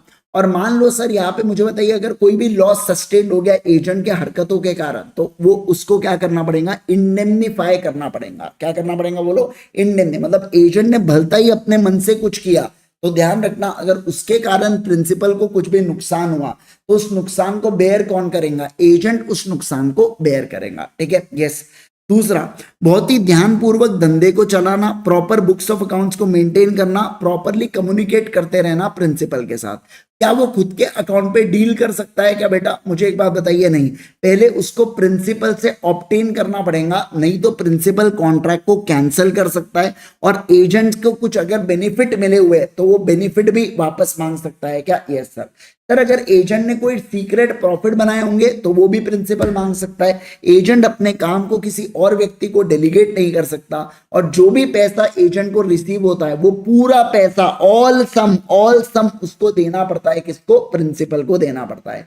सर मुझे बताइए अगर सलमान खान को कोई कॉन्फिडेंशियल इंफॉर्मेशन पता चली हमारे बारे में यानी कि प्रिंसिपल के बारे में, तो क्या वो इस इंफॉर्मेशन को जग में, मुझे बताइए, क्या नेशनल टेलीविजन पे जा जाके बता सकता है क्या, नहीं सर। अगर कोई कॉन्फिडेंशियल इंफॉर्मेशन है ना, कोई कॉन्फिडेंशियल इंफॉर्मेशन रिसीव हुआ है ना, तो आप उस कॉन्फिडेंशियल इंफॉर्मेशन को किसी भी व्यक्ति को बता सकते हो क्या, नहीं सर आप नहीं बता सकते हो, ऐसा इसका अर्थ होता है, समझे क्या, यस सर। फिर देखो क्या, principal liability to third party के बारे में बात करेंगे। सर एजेंट जितने भी एक्ट करता है बेटा वो किसके बिहाफ में करता है बेटा, वो प्रिंसिपल के बिहाफ में करता है और उसकी खुद की कुछ लाइबिलिटी नहीं होती। मतलब सलमान खान कोई भी बाहर डील करे तो उसकी खुद की कोई लाइबिलिटी नहीं होगी, लाइबिलिटी किसकी हो जाएंगी, मेरी हो जाएंगी। ठीक है, देखो principles liability for act of agent. Sir अगर एजेंट अपने स्कोप के अंदर रह के काम करता है तो ध्यान रखना मेरी पूरी लाइबिलिटी रहती है। सर एजेंट अपने स्कोप के बाहर जाके काम करता है तो क्या हम लोग उस स्कोप के बाहर वाले काम को सेपरेट कर सकते हैं क्या, अगर सेपरेट कर सकते हैं तो स्कोप के अंदर वाले काम के लिए मैं लायबल और स्कोप के बाहर वाले काम के लिए एजेंट खुद लायबल, बराबर, यस। लेकिन अगर मैं उसको अलग नहीं कर सकता तो समझना, बात को ध्यान रखना, समझना, पूरे के पूरे चीजों के लिए एजेंट लायबल होता है, मतलब कि principal not liable at all, है ना। लेकिन समझना अगर प्रिंसिपल इंड्यूस करता है थर्ड पर्सन को बिलीव करने के लिए कि एजेंट के पास पावर है तो मुझे बताओ क्या प्रिंसिपल की लाइबिलिटी आएंगी, yes. Estoppel, agent by estoppel बन जाता है, इसलिए लाइबिलिटी आने वाली है। ठीक है ना, okay. Consequences of notice given to agent, मुझे बताइए अगर नॉर्मल कोर्स ऑफ बिजनेस में सलमान खान के ऊपर कोई नोटिस आती है तो बाय डिफॉल्ट को नोटिस किसके ऊपर आ गई, प्रिंसिपल, अरे पूरा पार्टनरशिप लागे, है ना। उसके बाद देखो, है ना, वाओ कितना पार्टनरशिप लागे छे, है ना। आ जाइए देखो क्या, फिर principles liability for agent fraud, miss representation या टॉट। अगर मुझे बताइए एजेंट किसी भी प्रकार का फ्रॉड या मिस रिप्रेजेंटेशन करता है बेटा तो ऐसे केस के अंदर कौन लायबल होगा, प्रिंसिपल लायबल होगा। लेकिन अगर वो अपने अथॉरिटी को एक्सीड करता है, क्या करता है बोलो, एक्सीड करता है, तो इस केस के अंदर क्या गड़बड़ हो जाएंगी, क्या बहुत गड़बड़ हो जाएंगी सर। उस केस में प्रिंसिपल लायबल नहीं होने वाला है। क्या कहा मैंने, बोलो, नहीं लायबल होने वाला है। ठीक है सर, चलिए अब देखो राइट्स ऑफ एजेंट के बारे में बात करेंगे। सबसे पहला, right to retain out of the sums received on the principal account. देखो क्या सर, जो सलमान खान है ना, एजेंट है ना, इसको क्या मिले, 10 लाख रुपए मिले, तो ये आगे इसकी जिम्मेवारी है कि आईजी सर को वो 10 लाख रुपए थे, लेकिन वो 10 लाख में से माइनस कर सकता है कुछ चीजें। क्या सर, मान लो सलमान खान ने मेरे बिहाफ में कुछ पैसा किसी को एडवांस किया था, मान लो उसने 1 लाख रुपए अरबाज को दिया था या विवेक को दिया था मेरे कहने पर, तो वो 1 लाख को माइनस कर सकता है जो एडवांस इसका है। ठीक है ना। दूसरा, सर मान लो जो इलेक्ट्रिसिटी बिल है वो मुझे पे करना था 2000 रुपए का, वो सलमान खान ने पे किया तो सलमान खान 2000 को भी माइनस कर सकता है। और तीसरा, उसका रेम्यूनरेशन 10 लाख के ऊपर उसका 10% का कमीशन बनता है यानी कि 1 लाख रुपए, या मान लो 20% का कमीशन यानी कि 2 लाख रुपए, तो क्या उसको भी वो माइनस कर सकता है क्या, यस माइनस कर सकता है, ऐसा यहाँ पे बोला जा रहा है, समझे क्या, यस सर। उसके बाद देखो right to remuneration, Salman Khan को क्या यहाँ पे रेम्यूनरेशन मिलना चाहिए, क्या टर्म्स के अनुसार मिलना चाहिए सर, कस्टम्स के अनुसार, बिल्कुल बिल्कुल मिलना चाहिए, ऐसा यहाँ पे बोला जा रहा है। ठीक है sir. Agent's lien on principal property, क्या सलमान खान मेरे प्रॉपर्टी के ऊपर लीन, कब्जा कर सकता है क्या, उस प्रॉपर्टी को रिटेन कर सकता है क्या। तो देखो सर, अगर प्रॉपर्टी मूवेबल या इमूवेबल है ना और सलमान खान को प्रिंसिपल के द्वारा मिली गई है, क्या बोला मैंने, बोलो, प्रिंसिपल के द्वारा मिली गई है, तो वो अपने कमीशन डिसबर्समेंट एंड सर्विसेज के लिए उसको क्या कर सकता है, रिटेन करके रख सकता है। क्या कर सकता है, बोलो रिटेन करके रख सकता है। लेकिन ध्यान रखना इसमें कुछ कंडीशन है। कंडीशन क्या, कि एजेंट लॉफुली एंटाइटल होना चाहिए कमीशन के लिए, और दूसरा जो पोजीशन ऑफ प्रॉपर्टी है ना बेटा, वो अनलॉफुल मीन से एजेंट के पास नहीं जाना चाहिए। मतलब एजेंट का सलमान खान का वाकई 2 लाख रुपए कमीशन बन रहा था, और दूसरा जिस प्रॉपर्टी को वो रिटेन कर रहा है, ऐसा नहीं रात में सलमान खान आया और किक की तरह बेटा चोरी करके लेके चले गया, ऐसा नहीं चलेगा। समझ, वो किक मूवी है तो मूवी में रहने दो, समझ रहे। तो आप रियल लाइफ में करेंगे तो फटके पड़ेंगे आपको, ऐसा यहाँ पे बोला जा रहा है, ठीक है ना। अब देखो लीन इज लॉस्ट, कब सर लीन लॉस्ट हो जाएगा, जब पोजीशन सलमान खान के पास नहीं है, या एजेंट ने अपना राइट वेव कर दिया, या लीन सब्जेक्ट कॉन्ट्रैक्ट टू कॉन्ट्ररी है, मतलब पहले कॉन्ट्रैक्ट में मैंने बोल रखा था कि तुम राइट ऑफ लीन नहीं कर पाओगे, तो ऐसे केस के अंदर यहाँ पे चीजें आ जाती है क्या, बिल्कुल बिल्कुल आ जाती है, ठीक है।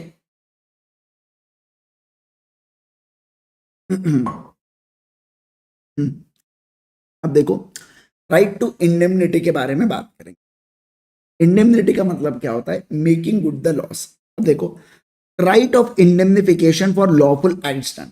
सर अगर सलमान खान कोई भी लॉफुल एक्ट करता है तो उस लॉफुल एक्ट में जो भी खर्चा आएगा उस खर्चे को उठाएगा कौन, हम उठाएंगे, यानी कि बोलो ना प्रिंसिपल उठाएगा। कौन उठाएगा, बोलो, प्रिंसिपल उठाएगा। ओके, फिर देखो right of indemnification backs when acts are done in good faith. मतलब क्या, राइट ऑफ इंडेमनिफिकेशन, सर अगर एक्ट यहाँ पे मान लो कोई गुड फेथ में एक्ट किया गया, जैसे कि मैंने बताया था ना वहां पे, वो कौन सा था, इन केस ऑफ इमरजेंसी वाला केस था, तो गुड फेथ में एक्ट किया जा रहा था, तो वहां पे आप पैसा रिकवर कर सकते हो। लेकिन अगर आपने पीनल लॉस का वायलेशन किया, उसका पैसा रेज नहीं कर सकते आप।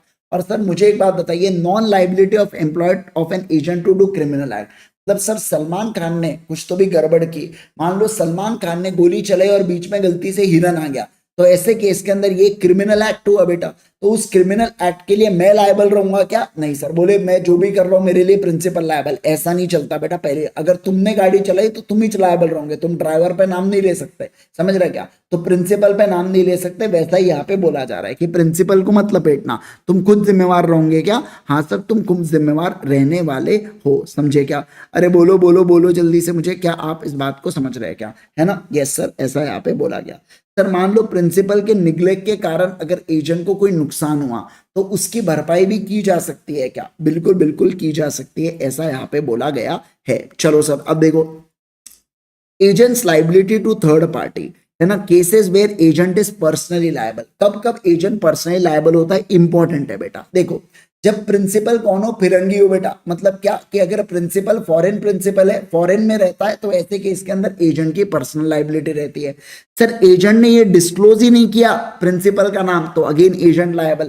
फिर उसके बाद देखो सर प्रिंसिपल इनकम्पिटेंट हो जाता है, अगर प्रिंसिपल पहले से इनकम्पिटेंट है तो प्रिंसिपल नहीं होगा, लेकिन मान लो प्रिंसिपल इनकम्पिटेंट हो जाता है, आपके मैराथन ले लेके मैं पागल हो गया बेटा, तो ऐसे केस के अंदर एजेंट की, सलमान खान की पर्सनल लायबिलिटी रहेंगी।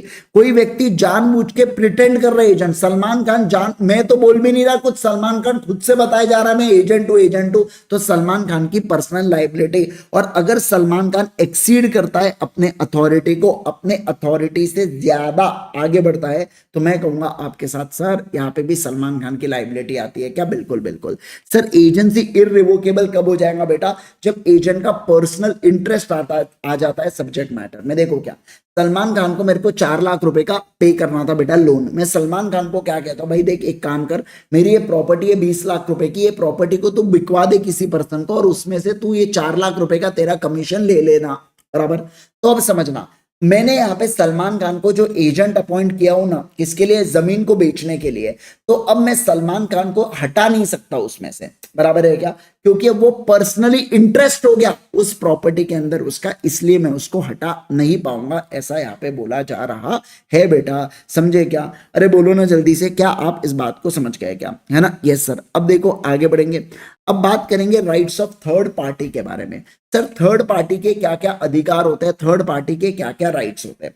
सबसे पहला देखो ना, right of the parties to contract to make an made by undisclosed agent. मतलब क्या sir, rights of third party as same right as against principal as against the agent. मतलब अगर कोई अनडिस्क्लोज एजेंट भी मेरे साथ कॉन्ट्रैक्ट करे ना, तो थर्ड पार्टी एजेंट के खिलाफ और प्रिंसिपल के खिलाफ, दोनों के खिलाफ जा सकता है। क्या? बिल्कुल बिल्कुल, अगर वो मना कर दे कॉन्ट्रैक्ट को परफॉर्म करने से, ठीक है ना। ओके, अब देखो, if the principal discloses himself before the completion of contract, then third party may refuse the fulfil the contract. अब जैसे देखो, मैं शाहरुख खान का एजेंट हूं बेटा, मैं गया और मैंने वानखेड़े स्टेडियम के टिकट लाया, ठीक है ना। अब बाद में वानखेड़े स्टेडियम वाले को पता चला कि मैं तो एजेंट था शाहरुख खान का और मैंने टिकट ला लिया, तो मैं ये नहीं बोल सकता अब तुमने टिकट दे दिया अब शाहरुख भाई आएंगे। अरे ऐसे कैसे आएंगे? वानखेड़े स्टेडियम ने बोला आके तो बताओ, बताते हैं शाहरुख भाई तुमको। समझ रहे क्या? मतलब क्या कि थर्ड पार्टी अभी भी रिफ्यूज कर सकता है प्रिंसिपल को, अगर उसको बाद में पता चला कि एक्चुअल में प्रिंसिपल कौन है, ऐसा यहाँ पे बोला जा रहा है, ठीक है ना। चलिए सर, अगला देखो, performance of contract with agent suppose to be principal. मतलब क्या? जहां पे एजेंट बेटा डिस्क्लोज नहीं करता कि वो एजेंट है ना, तो ऐसे केस के अंदर मुझे एक बात बताइए, क्या थर्ड पार्टी एजेंट से परफॉर्मेंस को रिकवर कर सकती है क्या? बिल्कुल बिल्कुल कर सकती है। हमेशा ऑप्शन होता है थर्ड पार्टी के पास कि वो एजेंट या प्रिंसिपल किसी को भी स्यू कर सकती है ना। जो एजेंट के साथ पर्सनली डील कर रहा है तो उस केस में वो केवल और केवल एजेंट को जिम्मेवार ठहरा सकती है, बाकी केसेस में एजेंट और प्रिंसिपल दोनों रिस्पॉन्सिबल होते हैं।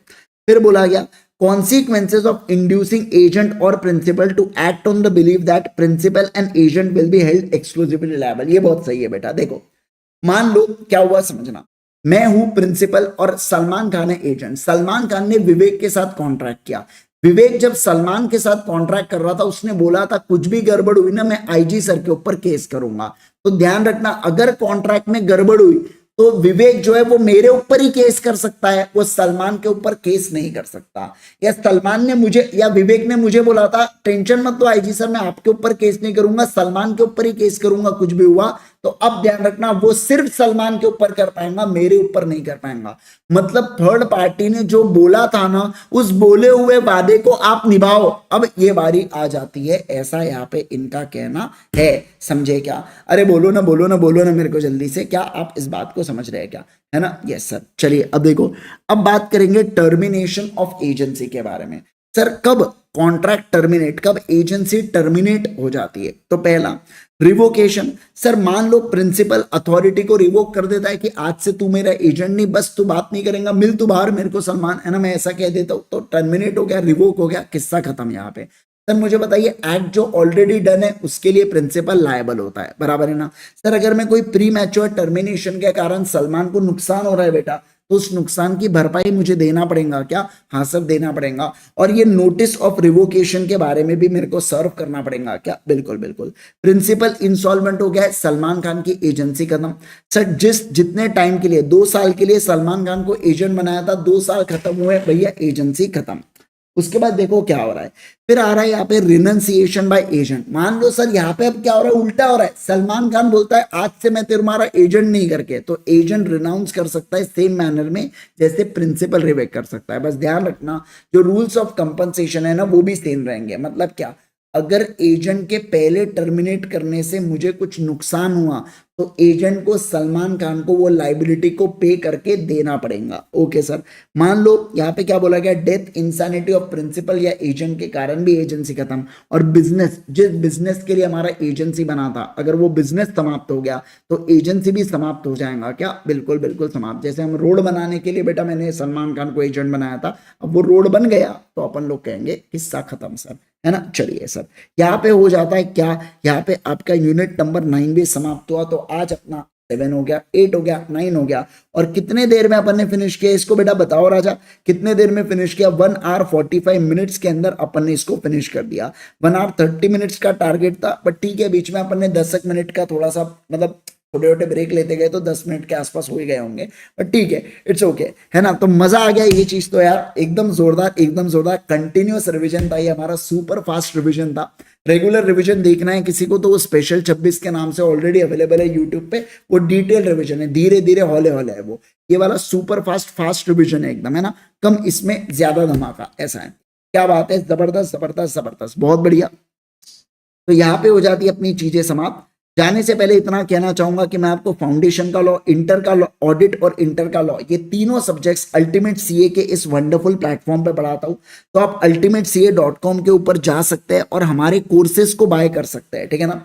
अगर मान लो आपका सितंबर अटेम्प्ट है बेटा और आपको अभी भी कॉन्फिडेंस नहीं है कोर्स के ऊपर, तो आप क्या कर सकते हैं, एक तो हमारी अगर क्वेश्चन एंड आंसर्स में आपको ये नहीं है तो आप प्रैक्टिस बैच ले सकते हैं क्वेश्चन एंड आंसर्स की, या ये देखो फास्ट ट्रैक बैच हमारी अवेलेबल है बेटा लॉ के रिगार्डिंग, ठीक है ना। इसमें इंडियन कॉन्ट्रैक्ट एक्ट के पहले 6 यूनिट छोड़ के बाकी पूरा डिटेल में कवरेज है सारे, इसका बहुत ही जबरदस्त बैच है सर। इंडियन कॉन्ट्रैक्ट एक्ट के पहले 6 यूनिट कैसे करेंगे वो आप स्पेशल 26 में से कर सकते हो जो मैंने अभी लेटेस्ट में लिया है, ठीक है ना। बाकी पूरी चीजें इसके अंदर कवर हो जाती है। इसके अलावा आप रेगुलर बैचेस भी हमारे ले सकते हैं जो यहाँ पे अवेलेबल है बेटा। तो आपको सिर्फ लॉ चाहिए आप सिर्फ लॉ ले सकते हो, आपको कॉम्बो चाहिए आप कॉम्बो सब्सक्रिप्शन भी ले सकते हैं, ठीक है ना। 8 जुलाई से, क्या कह रहा हूं मैं समझना, आज है आपका पेपर लगभग 28 को खत्म हो रहा है। 8 जुलाई से हमारी अर्ली बर्ड बैच चालू होने वाली है, वो सारे स्टूडेंट्स के लिए जो इस बार फाउंडेशन का अटेम्प्ट देने वाले हैं। मतलब बाकी बच्चों से 1 महीने पहले से आपकी इंटर की तैयारी यहाँ पे चालू होने वाली है। 8 जुलाई से हमारी बैच चालू होंगी। डिटेल्स बहुत जल्द हम आपको अनाउंस करेंगे, लेकिन ध्यान रखना 8 जुलाई से अपनी इंटरमीडिएट की जर्नी पास एकदम वाली जो जर्नी है वो चालू होने वाली है। तो इस बार ऐसे पेपर दो कि 8 जुलाई से अपने पास कॉन्फिडेंस ही कॉन्फिडेंस हो कि भैया ये बैच के अंदर तो मुझे आना ही आना है, right. Thank you so much once again everyone, bye bye everyone, take care everyone. अच्छे से पढ़िए, शांति से पढ़िए, पैनिक मत करिए बिल्कुल भी। एग्जाम बहुत क्लोज है बेटा। अब बचते हैं हमारे most expected question and answers के सेशन जो मैं कल से लूंगा। कल मैं कंपनीज एक्ट, पार्टनरशिप एक्ट और नेगोशिएबल ये तीनों एक्ट कल मैं फिनिश कर दूंगा। फिर उसके अगले दिन मैं सोगा के इसको निपटा दूंगा, सोगा और एलएलपी कर दूंगा। और फिर आखिरी वाला जो दिन है उसके अंदर मैं केवल और केवल इंडियन कॉन्ट्रैक्ट एक्ट के क्वेश्चंस करवाऊंगा, ठीक है ना। यस, तो ऐसा हमारा यहाँ पे पूरा रहने वाला है। होप सो आपको वीडियो पसंद आए। वीडियो को लाइक जरूर करना, अपने दोस्तों के साथ शेयर करना, चैनल पे सब्सक्राइब करना। और अगर आप सीए इंद्रेश गांधी इस चैनल पे अभी तक नहीं जुड़े हो तो क्या कर रहे हो यार, टेलीग्राम पे जुड़ जाना। इसके अंदर हम लोगों ने क्या करके रखे, टेस्ट पेपर्स अपलोड कर रखे हैं। 2 टेस्ट सीरीज आपके लिए लिया हूं मैंने, फ्री वाली टेस्ट है, जरूर से दे देना। इसके जो क्वेश्चन है मैं संडे को आपके साथ डिस्कस कर लूंगा, अपलोड कर दूंगा सेशन, ठीक है ना। डिस्कस नहीं करूंगा, अपलोड कर दूंगा डायरेक्टली, ठीक है। चलो guys, thank you so much, bye bye, take care. मिलते हैं कल 4 बजे। Bye bye everyone, take care everyone.